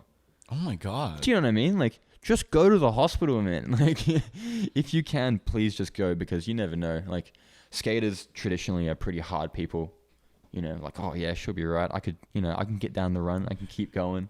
Shit like that. I can walk off. Yeah, you can walk it off. Like, nah, man. If you can, go. I mean, if you live in America, get health insurance, mate. Please. It's just the way. Like, what we do is so dangerous. But yeah, I mean, I did that. I did my ribs. I did my shoulder in January. I've broken a couple of fingers. Fingers? Yeah, I've broken a couple of fingers, like this one. Excuse the rude finger, but look at it. Like, Yeah, no, just like a lot of weird things like feet, shit like that. But nothing like too major, except for like, the two big ones where I was in hospital. But yeah, I've been pretty lucky. Do you know how many bones you've broken? Have you kept a tally? Or? No, I definitely haven't get a tappy, but it's definitely more than 5. Damn. Yeah. That's a lot of bones broken. I mean, this is a small ass bone. That's true. But I still count it. It is a bone though. Yeah. But yeah, I've been in the game for 10 plus years now. So, I mean, yeah, like I said, you got to eat shit to know shit. You got to eat shit to know shit. How does an injury like forcing you to take time away from skating or just like time away from being active in general affect your mental health? It can get pretty gnarly, especially if you don't crash in the off season. So for people who don't know, the off season normally winter in Northern Hemisphere. So while you guys all hibernated inside, we're all, lounging in the sun in Australia. But during the off, like, yeah, if you get injured in the off season, yeah, no worries. It's all good because no one's skating. But if you get injured mid-season and then like you're there at home while you're watching everybody rage around the world, go to races, hanging out with the boys, that's hard. But I always look at getting injured as an opportunity, and you have to because otherwise you go insane. So I did my shoulder in January, right before everything was about to kick off, and I was like, fuck, I'm going to be bummed because I thought I was going to need surgery, and surgery was going to put me out for 6 months. Damn. So I wouldn't be here if I needed to get surgery, because my collarbone's completely separated. Like my collarbone, like here, it's like floating. Yeah, that's my collarbone there. See it moving up and down? Yeah, it's gnarly. I'll show you later. So they were going to have to reattach it, and I was just like, bro, that's my year toasted. I'm spewing. But luckily, I'm okay. I didn't need surgery, even though it still looks pretty gnarly. But people who do like ACLs, have knee reconstructions, or people like a big thing in our sport is shoulders. Yeah, that can be gnarly, and you just got to look at it as an opportunity to get better, because with every injury, there's always rehabilitation afterwards. Whether that's like doing it on your own or working with PT, like the early stages are pretty hard, but then eventually at some point you end up in a gym, right? Doing strengthening and conditioning. Mm-hmm. And that is such a good opportunity because you're not really skating so much, but you really want to. So you're highly motivated, and you can get yourself in like real good physical condition with a bit of motivation to come back and skate. So I always view it as like, all right, time to grind, time to go to the gym and make me better than I was before. Because then you have the thirst to skate and you come back stronger. Most of the time, man, you come back better. Yo, I think that's the thing. So I always tell people that when they get injured, because obviously it's a big bummer. Yeah, you know definitely. What I mean? You're like, you're missing out on skating, which is the thing that most likely is like what keeps you going in life. It's like your thing. So as long as you look at it as an opportunity, I think you'll be okay. But yeah, there's definitely some dark days in there. Yeah, for sure. I can certainly relate to that. Being injured sucks, being out of it, especially when it's something that you really like put importance on. Yeah, and especially when all your friends are out doing it and you're there at home all broken, like, fuck. Sorry, I got to read my questions. Nah, it's all good. We're slowly going down. Yeah. Oh my God, we got to turn the page. Crazy. I was like, where's the questions I haven't asked? All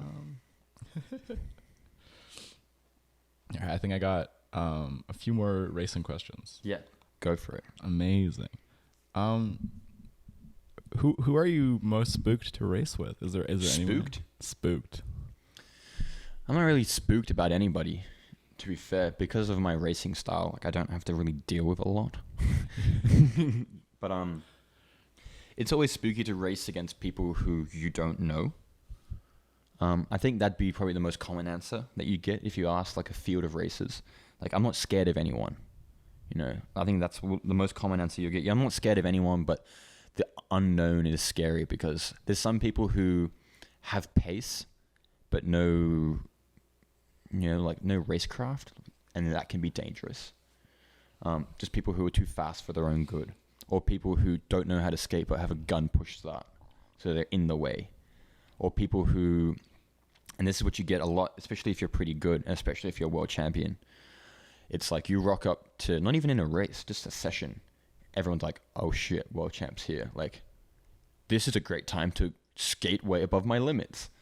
Do you know what I mean? Like, bro, what are you thinking? So everyone wants to beat you. Everyone wants to show that they can hang. And that can lead to some pretty gnarly like scenarios.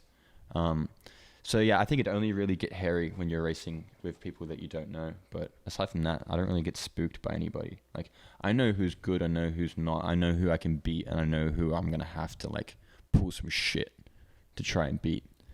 You know what I mean? Yeah. Is there anyone you gotta pull shit to beat? Yeah. Like anybody who's in like the top string of races, like trying to beat Chase Hiller is so hard. I believe it. God, dude, it's so hard. Like, you can get him for sure, and that's like, you know, it depends on the track. But racing Chase is like tough. Racing Broms is tough. You know, anybody who's anybody, like, it's all tough. And I'm pretty sure they'd say the same thing about me. Yeah, absolutely. Do you know what I mean? Like, it's racing at the top level. Like, it's all difficult. But I mean, just racing people like Chase who like can do anything anywhere. Like, it's hard to take a man down who can just like be anywhere and do anything.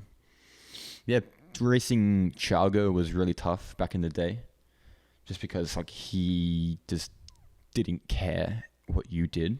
He had his own game plan. And he was always like super stoic on the line, and it's like it's hard to get a read. And obviously he was much more experienced than all of us at the time, and he just didn't care what we thought. So he was tough to race because he was just like miles ahead of us. Oh, cats on the mic. So he was definitely tough to race. But yeah, honestly, man, I have a lot of tough times racing at home. Yeah. Like, I have some good races out where I live. So outlaw racing can get pretty gnarly, especially if the track's easy. You know what I mean? Like the easier the track, the gnarlier the racing. But yeah, it can get pretty heated. That's interesting, but I kind of figured, because everyone is like, it has that possibility to win. It's like very close. It's like a game of milliseconds at that point. Exactly. Yeah. No, it truly is. But yeah, there's definitely some tough competition out there, especially these days, which is really cool. Like, we've come out of COVID, and there's like a whole new wave of like people who are skating now. So there's like a young group of people who are like 20 to 21 who have like got good over COVID, like people like Sam. Yeah. Like Sam's generation, which is really sick to see. Like, we were really struggling for new blood there for a second in like 2018. It was like, oh shit, like, is this going to be it? But then these boys have come through and breathing new life into racing, especially. So that's really sick to see. So I'm keen to see where they go in the future. Yeah, it'll be awesome. Do you have any Olympic dreams? Of course. I mean, I'm a sportsman, man. Like, I've always wanted to go to the Olympics. I mean, I trained for, you know, junior teams, national teams, like my whole life. Whether it was like rowing, running track, cross country, biathlon, triathlon, you name it. Like rugby sevens, football, like everything. Taekwondo, like you name it, brother. I love the Olympics. I froth the Olympics. I always have. Going there for downhill skateboarding would be unreal. I don't think it's gonna happen. No. For me. Oh, okay. But you know, you never know. It might. I mean, it's only 2 years away, right? Oh no, that's not happening. No. So the Olympics, like, they don't just decide on the year which sport to go in. Like, 4 years in advance whether you're going or not. So the next Olympics is 2024 in Paris. So that application happened in 2020. So we missed that. Oh, really? Oh, yeah, 100%, man. Like, these things are like playing. So right now we're playing for 2028 and 2032. Whoa. Yeah. So it happened way in advance. So the application needs to be made, and then it needs to be signed off by the host country. The host country has to approve it. So it's kind of like, if the host country is down and they have a venue, then maybe we can swing it. But now we have to go through the IOC skateboarding, which is World Skate, I believe, which is the IOC recognized, skateboarding federation, if you will. But we are starting to compete a bit more with World Skate. with roller games and stuff like that, which is like a good stepping stone. So let's see where it goes. But we're definitely not going to the Olympics in 2024. So yeah, that's just how it's going to be. But the next two, I think, is where you'll see downhill. Cool. Because the locations are perfect. We have people in place. So yeah, stay tuned. LA 2028 would be amazing. That would be insane. Yeah, it would be amazing to get there. But if it doesn't happen in 2028, it will happen because the 2032 games are in Brisbane in Australia. And that's where the boys are. And we're going to make it happen, I promise. That's on you now. Yep. I love it. It's actually on Max Heaton, but whatever. What do you think it takes to make a world champion? Consistency. 100% consistency. Because there's people who win a race and then the next race they get knocked out in the first round. You've got to be good everywhere and you need to be good for the whole year. You've got to peak at the right time and then you've got to not let off the gas until the very, very end. And it's extremely stressful and tiring, but this is what you wanted to do in your life. So, you best do it. You best do it to the best of your ability. It's not coming out the gates too hot. It's staying injury free. And just knowing your way around. Like the cool thing in 2019 is that I'd done the 2018 World Tour. Like I almost hit every race. So in 2019, I knew exactly where I was going to be good, exactly where I was going to be bad. I skipped a lot of races because I knew that those points didn't matter. And I really focused on where I could do well. And we got it done. So I definitely had a lot of experience leading up to that. Like I knew a lot of the tracks. Anywhere that I'd won, I think I'd been before. So that helped. Yeah, I'd imagine the experience and the just like knowledge of where the corners are, how to take out all the lines, how people skate it is so important. Super, super important. But yeah, the consistency thing is huge because that's what really it ends up with is points, right? It's getting the right amount of points. So I think every time I made finals in 2019, I either won or came second. So no thirds, no fourths. So that's what you really want. So like trying to stay at the top of the podium as much as you can throughout the year. That's what's going to get you a world championship. Yeah. So yeah, that's pretty much. It sounds easy, but I don't think it's really easy. Not. Especially if you've got like a big cohort of riders traveling around. Yeah. Then it's anyone's game. Like I think it came down to a 3-way race at the end of 2019, and then it was a 2-horse race, and then it went to me and Dana all the way to the very, very end. So yeah, it was tight. Wow. So yeah, I guess it would like to the last race, it could have gone either way. Yep, 100%. Wow. And they canceled the last race. Really? Yeah. It was super gnarly. Because we were in Peru. And we got there and the organization was just almost non-existent. There was no bales on the roads. The bales got stolen. It wasn't me. The bales got stolen. They got misplaced or something. The rider turnout was like 15. You know what I mean? It was at the very end of the year. The only internationals were me and Dana. Because you both wanted the... Yeah, because we both wanted to win the title. It came down to that race. Like I was still ahead, but if Dana won, then it was over. Yeah. And then like, but the course, like we had to run short track anyway, and the course is not long. So then they ran the short track, and then it was like, what happens if it rains? Like we don't even have enough bales for dry. If it rains, you're obviously going to be more crashing, so you need more bales. And they were just plastic bags full of like old Coke cans. It was not good. That does not sound good. Because you're in a national park, you can't have hay because of like it ruins the ecosystem and stuff like that. It's just like it's just like a requirement for most national parks. They don't allow like extrinsic sort of like plants and hay, I guess, into the national park. So we weren't allowed hay, so they used like big bin bags full of like old recycled bottles and stuff. Whoa. Which kind of works, but not as good. It really didn't. So the sanctioning ended up getting pulled on the day of the race, on the first day of the race, because we missed practice day. and then went straight on, because it's 3 days. So it's Friday, Saturday, Sunday. And we rock up on Saturday after getting cancelled on Friday. And everyone's just like, we can't do this. Like, we ran like 2 runs. And then the officials are like, nah, this can't happen, unfortunately. So the sanctioning got pulled. And then I ended up being world champion.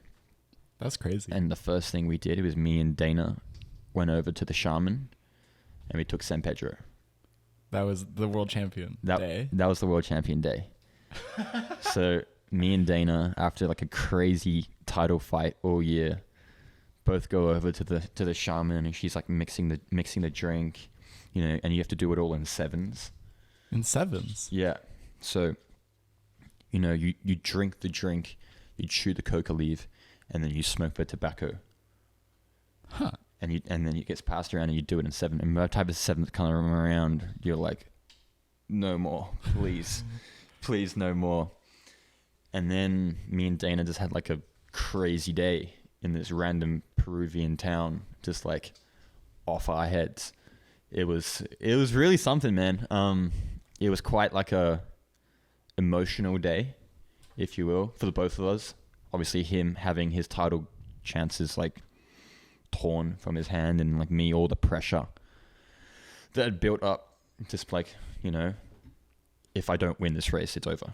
Yeah. I guess it's the same for him too, but like I already had one hand on it. Yeah. So it was like, fuck, what a like stress relief that was. And yeah, and that was a crazy day, and just like really being in it for like that whole time. And yeah, it was a great experience. But I was just like so drained because I was like there pretty much by myself. Yeah, I was like quite lonely at the time, and I was just like, bro, get me out of here. So the day after, like that night, we woke up. Oh no, that morning after actually the race, supposed race, on Sunday, we just got up, booked it straight back to the airport. I got on a plane and I just flew home. Wow. I was just like over it. I was like, that's probably the most burnt out I've ever been. I flew straight back to LA. Morgan Owens, the absolute legend, picked me up at the airport, took me around for a day, and just like sent me on my way home. Had a layover. Ciao, back to Australia. Get back to the boys and just like decompress. And it was great. I had a big year, and I was just like so ready to go home though. That must be a wild way to end a whole season. Yeah, it was kind of like anticlimactic in a way. I wish it would have ended at Maryhill. Yeah, which was the event before that, because there was more people there. There was like, it was a bit more of like a warmer environment, you know, temperature wise as well. And then when we had a nice party, and we could have all ridden off into the sunset, but you know, unfortunately, we had to go through that whole Peru fiasco. But I don't think I would have changed it. Yeah, I mean, you know, even if it was an experience. Exactly. Yeah. Exactly. Yeah. But yeah, I mean, pretty shitty way to end. But I would have liked to have ended it, you know, cross the finish line, world champion. Just be like, ah! But it ended up on being an official decision. But I'm not gonna let that take anything away from me. You know? Of course, I own that shit. So absolutely, yeah, it's mine. That's so cool. Have you let the title get to your head at all? Oh, for sure. Hell yeah. Hell yeah. I'm a champ. Hell yeah. Like, I've been running with it for a long time now. Like, it normally only lasts a year. Yeah. Right? But then there was COVID, right? Yeah. So, technically, I'm still a champ. And looking at the scene and how the races are going to formulate themselves, I will continue to be the champ for a long time. I don't think we're going to see a World Cup format like we had seen from like 2012 to, no, even earlier, like 2010 to 2019. I don't think we'll see that again for a long time until we get like all the travel restrictions and event organizers back. And so in that regard, yeah, 100% you let it get to your head. Like, you got to stay humble in a way, and like, and I like to think that I do, but it definitely gets to your head, like, because it's a level above winning your first race. It's not just, I want to come here and win. I want to come here and win every single time. Yeah. Do you know what I mean? And everybody looks at you as the champ. So he's like, all right, he's going to win. But it's not quite like that, man. Like, I didn't blow the whole field away in 2019. It was really, really close. Yeah. It was really, really close. So, I mean, I'm not like this dominant figure in downhill skateboarding as much as I'd like to be, you know? But I'm definitely not going anywhere, and I definitely haven't peaked yet. You know, there's a lot more to come. So I'm very excited for some more racing. I mean, the whole reason for my trip, this trip that I'm on now, to come do these 2 races, because I thought they're going to be the 2 biggest races of the year. I've had 2 years off, so I need some practice. Yeah. You know, for when it matters. Truly. For when it really matters, when there's points on the line, because you know, these races are just for US team qualifying for the actual race that matters this year, and that's going to be the roller games in Argentina.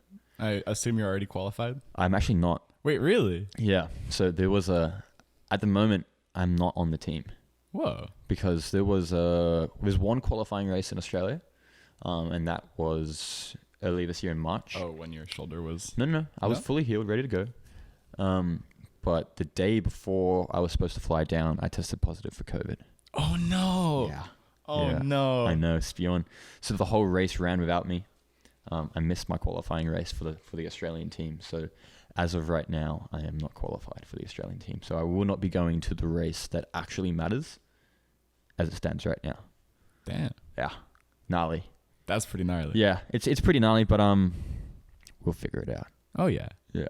You know what? Life goes on. Life goes on, exactly. It's a lesson. Yeah, exactly. Yeah. But I'm happy I got it then and not now. Yeah, that's true, actually. You know, getting COVID abroad would suck. True. You know. But yeah, it is what it is, man, and we take it in our stride and just keep going. Hell yeah. I'm glad to hear you have a more positive mindset about it. Well, what am I going to gain by having a negative mindset about it? I don't know, but nothing. Yeah. No, I'm pretty chill about it. We'll see what happens. Truly. It's all ambiguous. It hasn't happened yet. Exactly. Right? Do you still have any of those original boards you and your dad made? Maybe somewhere back home. That sounds really cool. I've been like a bit of a traveling gypsy all up before COVID. I never really lived anywhere for longer than 3 months because we were always like make money, grind, spend all money skating, return back with 0, sleep on someone's couch, repeat. You know what I mean? So I haven't actually been able to bring a lot of stuff over with me, but I think there's a couple boards laying around back home. It's a cool piece of history. Yeah, and I definitely look over it with, you know, how do I say this? It doesn't look so cool for me looking back on it as it is to maybe someone else. But like having a bit of perspective, like we had a board company when I was 16. It's pretty sick. Yeah. But I don't really see it that way because it's just something that happened. Just like a stepping stone on the way. But it was very cool. And I wish I had a bit more of like the stuff that we did like on hand at the moment, but you know, it's hard to travel with a skateboard. It's hard to travel with. Skate with, right? And I didn't really think about it being something that I'd look back on being like, fuck yeah, that was sick back then. So like, you kind of let everything get away from you.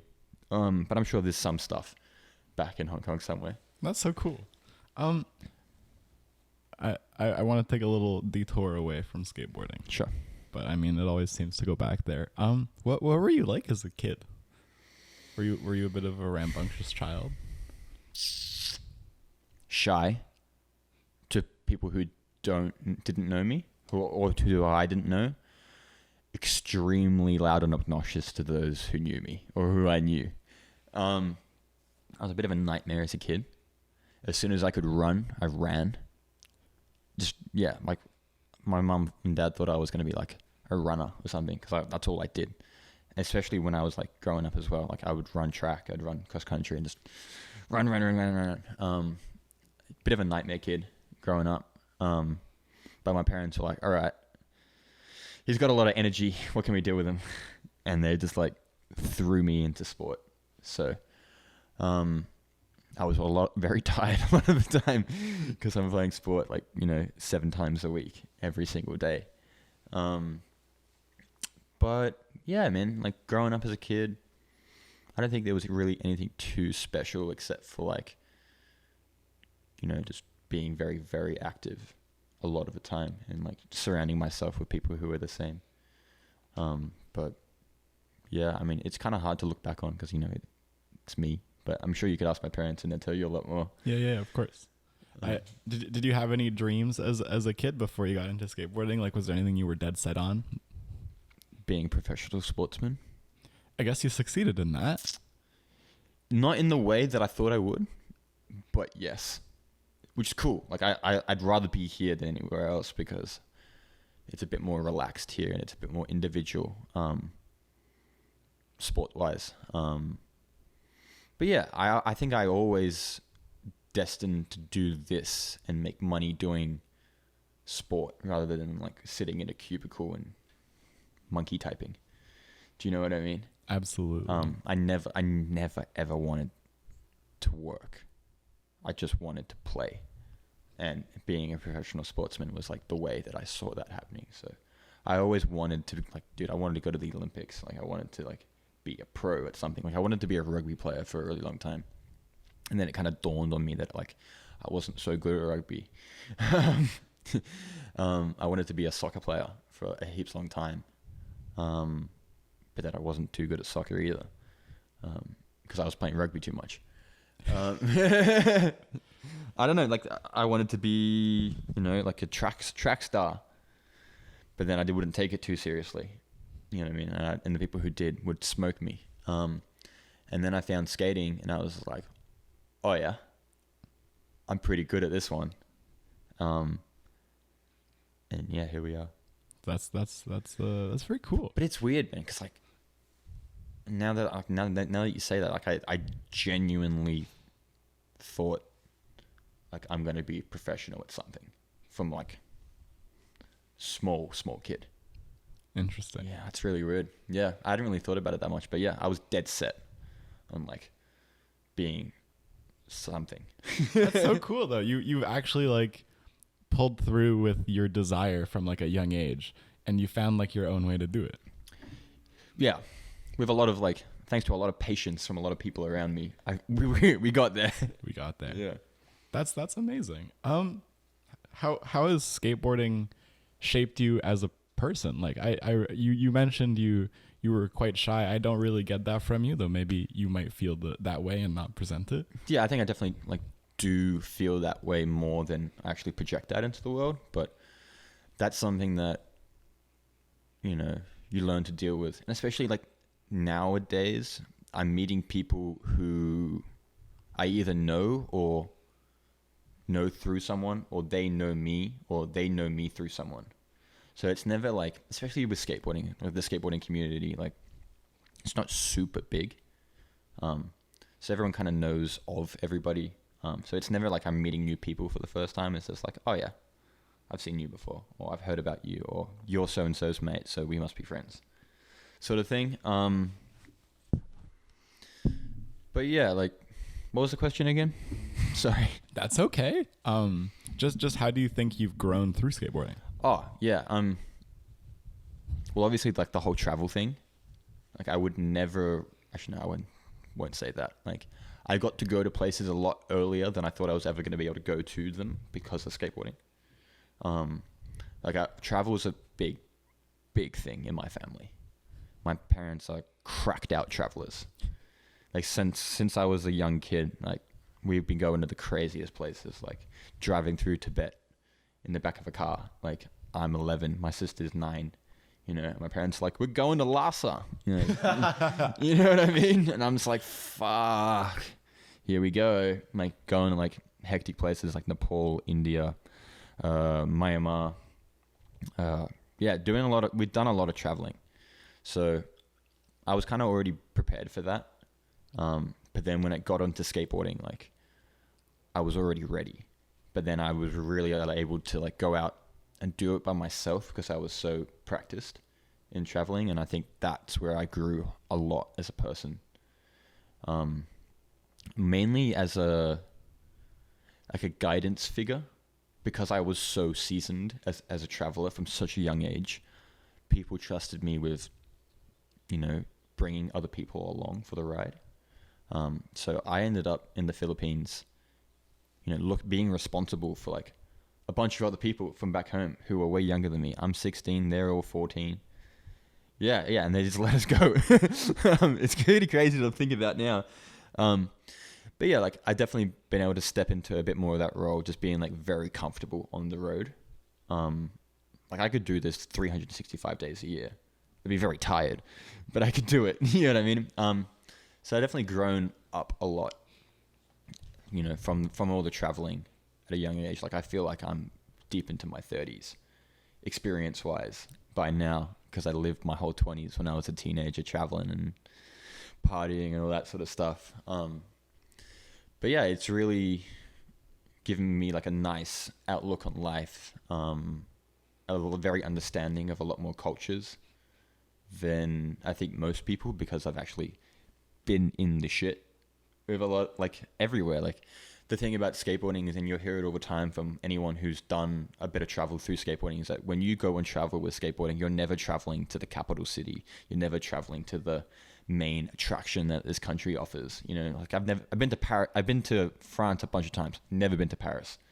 But I've been to Briançon, which nobody knows where the fuck that is, but like I've been like to see where people actually live and how they live, and just places that you'd never ever go to if it wasn't for your 4 bits of urethane and piece of wood. Yeah, it's funny. You know what I mean? So that has molded me and my friends in a massive way. Small town French vibes are pretty nice. Small town French vibes are sick. But yeah, just as sick as, small town Colombian vibes. Like it's all different, but it all feels good. Feels right. Like I don't know. I just love it. That's so cool. Yeah. That's a very interesting answer. It wasn't quite what I was expecting, but I think that's very neat. So if you weren't a downhill legend, what would you be doing with your time, do you think? Like, let's say just skateboarding wasn't a part of your life. It depends where I'd be living. Okay. It really depends where I'd be living. Like, it is definitely a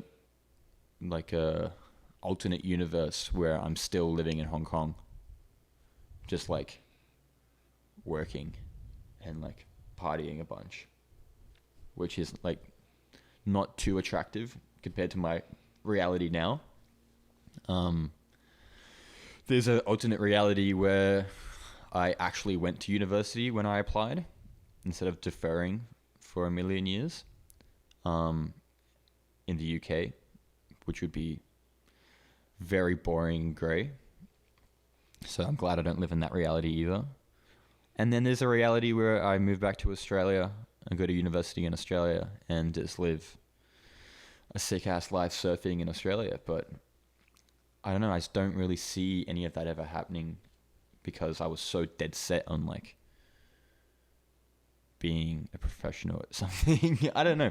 It's hard to say. Like there's like other things that I'd really enjoy. Like I really love surfing.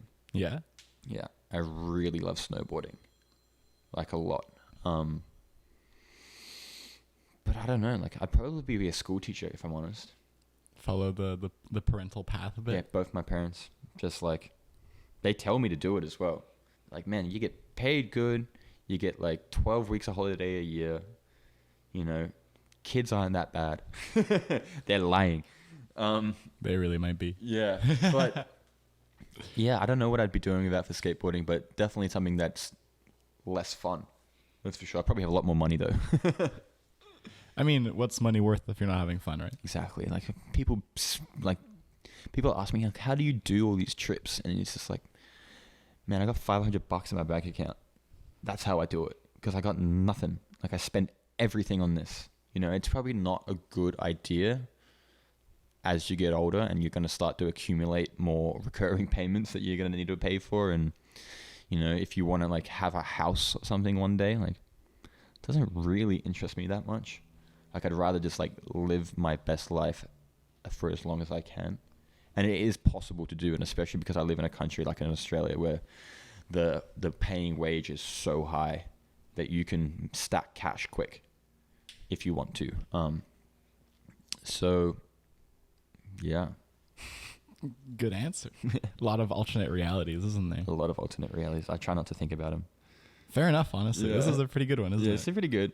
It's a pretty good one. Some minor changes, but it's pretty good. Fair. What would you change? Oh, no COVID? That'd be sick. That would be pretty sick. That'd be sick. So I can get like those 2 years back. That'd be tight. But I'm sure we're gonna get a lot more. So no worries. Absolutely. I mean, best Harry hasn't even happened yet. Exactly, man. Exactly. What's your involvement with Get That Skate? Get That Skateboarding. So, good question. Get that. Rep it till I die. Get That Skate. Get That Skate for life. You already know. Get That is a brand that came out of the Central Coast, which is about an hour and a half north where I live in Sydney. Started by our Lord and Savior Jack Main. He started a company because he's been in the game for a very, very long time, and he looked around and he's like, bro, there's no clothing brand that is downhill skateboarding specific. Not a single one. No one that highlights downhill skateboarding as like an art. He was like, I'm going to do that.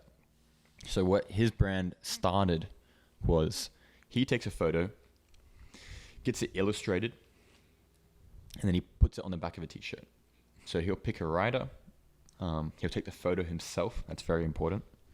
And then with the rider's consent, print it on a t-shirt, sell it in their signature colorway.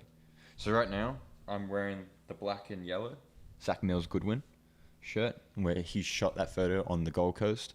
Sick little squat toe side. I love it. It's one of my favorite ones.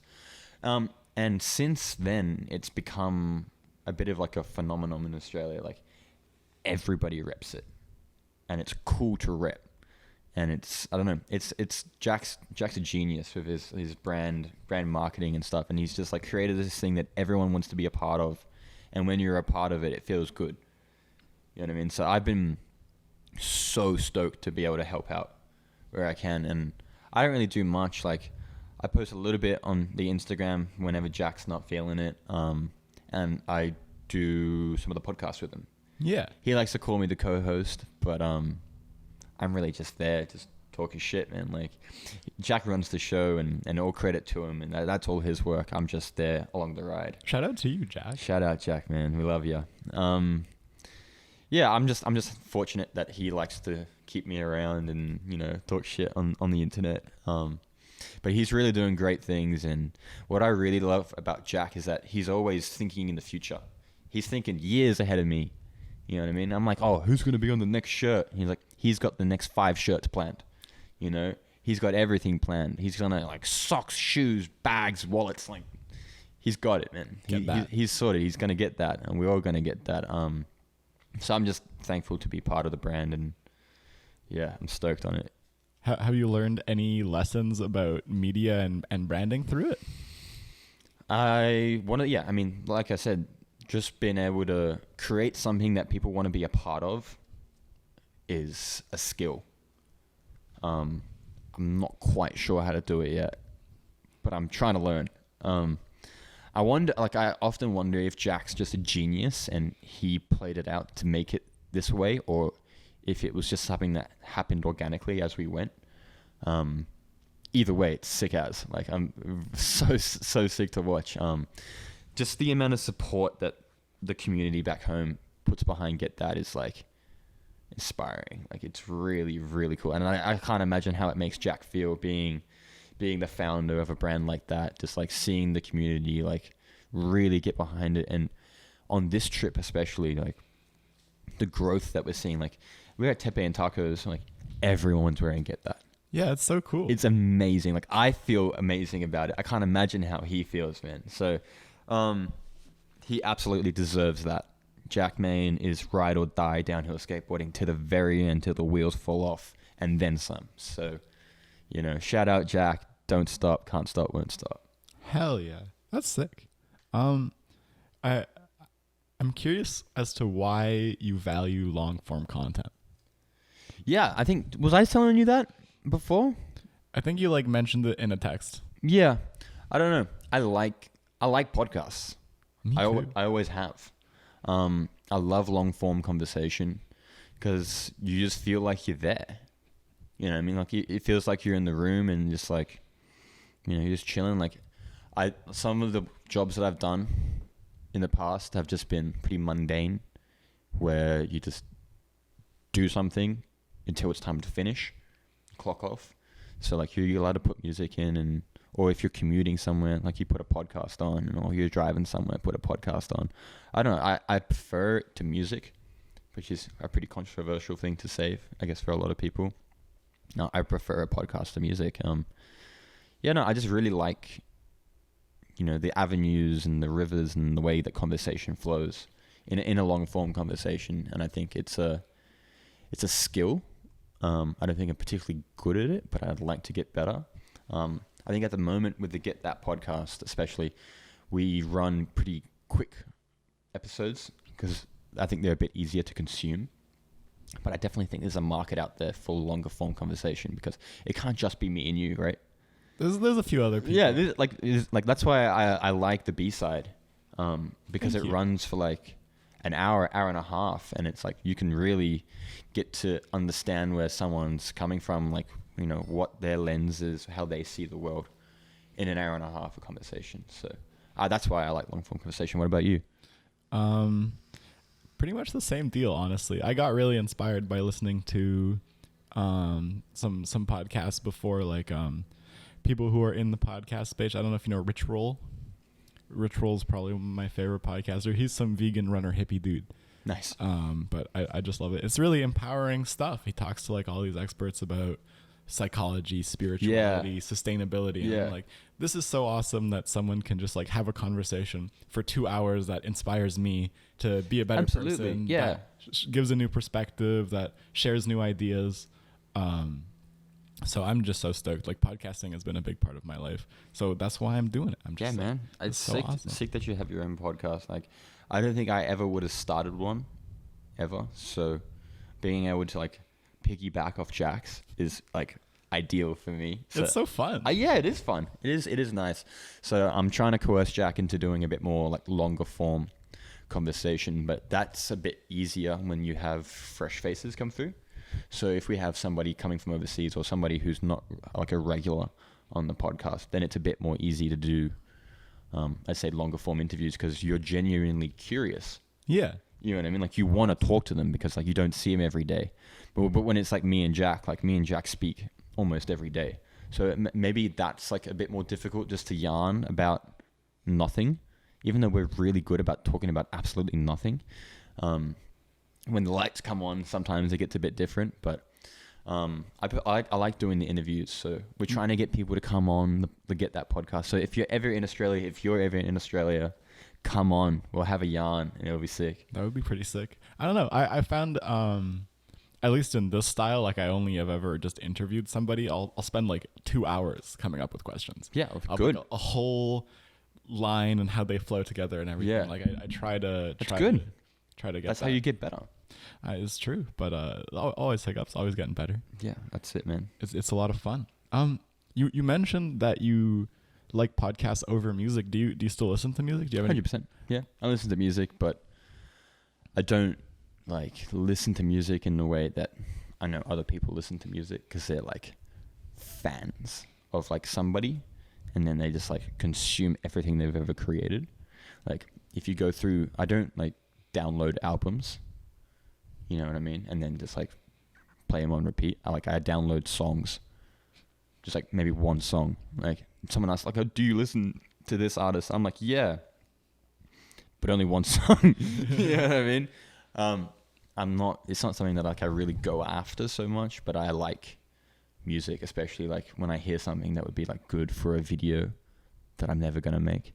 Then I like download that.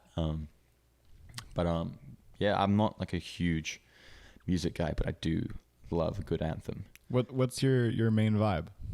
I like rap. Rap is pretty good. Yeah, I like rap, or like I don't really have a main vibe, but if you were gonna take the majority of my music out of my liked songs on Spotify, I'd say most of it would be like early 90s hip hop rap. That's kind of my vibe. Always has been. But I definitely love some Darude Sandstorm. I definitely love some Venga Boys. I love all sorts of music, but it's not like a genre thing. It's more just like how it makes you feel, if you want to dance, if you want to sing, stuff like that. I get that. It's so amazing though. Like music, you can it portrays a lot of emotion. So it's all about how you're feeling in the moment, right? I guess that's a pretty good way of summing it up. It's mainly about the emotion rather than like the actual person who's singing it. Like I don't really get behind new music so much. It kind of like trickles down and finds me eventually. Yeah. But like I'm not like, refreshing my phone to see what the new hot shit is. Yeah, no. Unfortunately, I got into a site called Rate Your Music, so I listen to like every new album every year as it comes out. Yeah, this is so cool. Well, that's sick too. Like if that's your thing, then absolutely go for it. Yeah. Funny enough, the B side is named after the backside of a record. Oh yeah. Well, there you go. So it's all about music. Though I have never interviewed people about music. Well, maybe you should. I probably should. I got one friend who I asked some questions about, but that's really it. Sick. Do you listen to music when you skate? No. I listen out for cars. I'm not listening to music. I used to see these old videos of like James Kelly. He's got one earphone in and the other one's like dangling out of his shirt and he's just like jamming while like smashing runs. And I'm like, bro, that looks fun, but like kind of dangerous. I have listened to music at a free ride. So at K&K, I had earphones in and I'd listen to music while skating and it was so sick. Oh my God, it was so cool. Like you cue the right song and then you like drop in and it's like you're fucking skating in a video game or like you're skating in a video part. You're like, skating that you're in creating the yourself. Yeah, you're skating in the edit. And that's really sick. But nah, not open roads, man. I just kind of like just listen out for cars, enjoy the sound of the wind. Yeah, the wind sounds get pretty wild. I'd imagine the going faster fast you too. go, yeah, it's like so she got an air lid and it like circulates a little bit differently. Yeah? It gets loud, yeah. Oh, cool. What do you think the fastest you've been on a skateboard is? Do you know? I don't know exactly, but I've been to the fastest road in the world. Oh no, second fastest road in the world, if you will, in Colorado, RIP, that road, because it got chip sealed. And they estimate they said 75 miles an hour. So I think that's like 120 Ks, 125 Ks. That's very fast on a piece of wood. But I don't have an exact yeah, that's fair. speed on that. No police officer to be like, you're speeding. Yeah, no, none of that. But it was damn quick. It was going 30 over the limit on a skateboard. Yeah, well, the thing was, man, like that hill, it was like the easiest hill I've ever ridden because the pavement was so smooth that's why it was so fast. Because the pavement was so smooth. I'm not sure if it was like some space age pavement. I've heard some people say that before. It was like riding on a marble countertop. Whoa. It was insanely fast. And that was out on a road in Colorado where Carl Wester set his world record. Okay. Yeah. Definitely stoked. I think we were the last people to ever get to skate it. Damn. With the old pave. So check that one off. That's very cool, and that's ridiculous speed too. It's fast speed, yeah, 100%. Is it noisy but just at straight that speed? Yes. You can hear everything at that speed, especially people behind you. Yeah. You hear the bearings, you hear the wheels coming, you hear the different. If you skate behind somebody at that speed and you pop in and out of a draft, like the sound is nuts. Really? The turbulent air. Whoa. Yeah, it's really, really, really weird. I hope you get to experience that one day. Like maybe. You get sucked in behind them, and then you feel like the dirty air. Whoa! Like your fucking like visor starts to shake, and yeah, dude, it's quick. That's insane. Yeah, it is insane. What does it feel like to catch a draft in a race? Amazing. Yeah, it's like, oh, I got you. Yeah, I mean, and some people have different drafts to others, like depending on how you tuck. Like some people's draft will be more out to the left. Some people's drafts will be like more out to the right.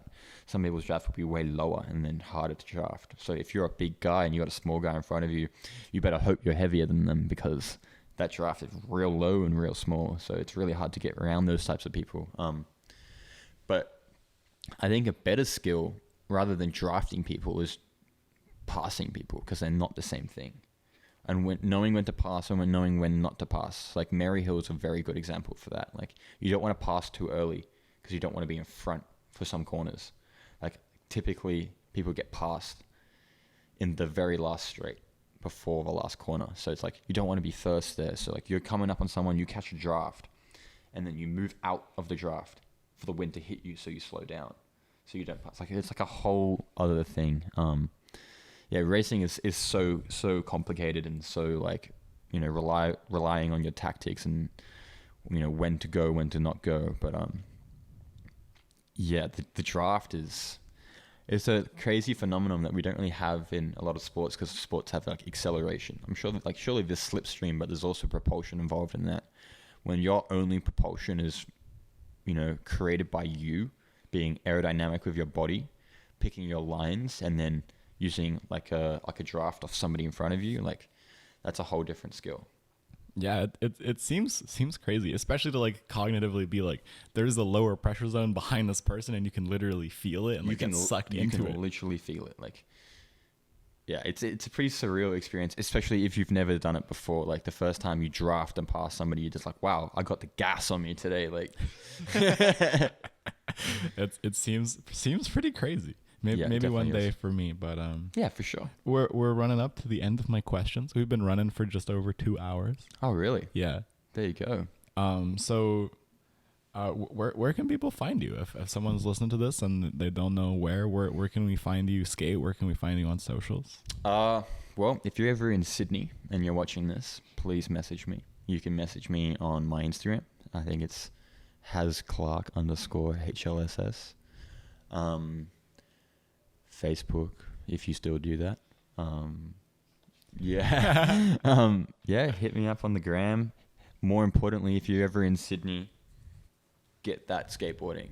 You hit up us, we'll take you out, we'll get you on the podcast. Whether you skate, whether you don't skate, it's all about the family. Getting people to have a good time. And yeah, anyway, you don't have to be in Sydney. If you're in Australia, I'll set you up. If you're in Hong Kong, I'll set you up. Like, don't worry about it. I'm always down to skate. Every time. Hell yeah. And my last question. If you could say anything to someone who's thinking about starting to skate or getting into it, or any hobby in general, what would you say? Winners never quit, quitters never win. Hell yeah. Pretty much it, man. Like if you're especially in downhill, if you don't stop skating, you will be good. That's just it. If you never quit, you will get really, really good. Like, you're not going to get to the level that you want to be at until you're at least like 10 years deep. Do you know what I mean? But if you do not quit, you will get to 10 years and you will be so good at this. So I'm sure you can relay and apply that to anything in your life, whether it's you learning to play guitar again or, you know, anything. Absolutely. Like, if you don't quit, if you quit, you're never going to get there. So it's about consistency. It's about, you know, doing it as much as you can. And that's it. Like, I was never the most gifted person at the session. Like, you know, some people just have it. Yeah. You know, like the Alex Charlesons of the world, who are just like freaks, who just like rock up one day and start doing switch toe sides. Like, I was never one of those guys, but I've been around. I've been here for a long time. I've done a lot of events. And eventually you'll get there, get to where you want to be. I'm not quite there yet, but I'm doing pretty good. You're working on the free ride? Yeah, exactly. Yeah. That's definitely something that I definitely have to step up my game on. But yeah, man, if you don't quit, you'll never get, if you quit, you'll never get to where you want to go. So don't do that. Don't do that. So maybe one day we'll see the rare free ride has. Yeah, rare and extremely based free ride. Get the gloves off the ground. All right. Thank you so much. Thank you so much for coming on. I'm very glad we could make this happen. It was quite unexpected. Shout out to Kat. You want to say something? Maybe not. No. She was just sniffing. All right. I do have some thank yous to say because I always say thanks. I want to say a special thank you today to my boss who's letting me take time off work to do this. Thank you, Joe. I appreciate it. Shout out, Joe. Shout out, Joe. I want to say thank you to my dad who helped me get some of the gear. Thank you to my friend Eldritch for my awesome logo and banner and things. I didn't realize I would have an image, but now I do. So Hell yeah. Thank you to my friend Sam Mitchell for helping me make intro music. Thank you to my buddy Reiner for helping me set all this stuff up. And thank you to Noah, who let me use his Premiere until it expired. So I just pirated it. Let's go. Sick. Thank you to John Isgara, for helping me pirate Premiere. You're a legend. And very special thank you to my one and only sponsor, my mother. Yes. Let's go. Thanks, Mom. Shout out. Can we get a round of applause? Love you, Mom. All right. Thank you so much for listening. And I'll see you next time whenever I decide to make another one of these.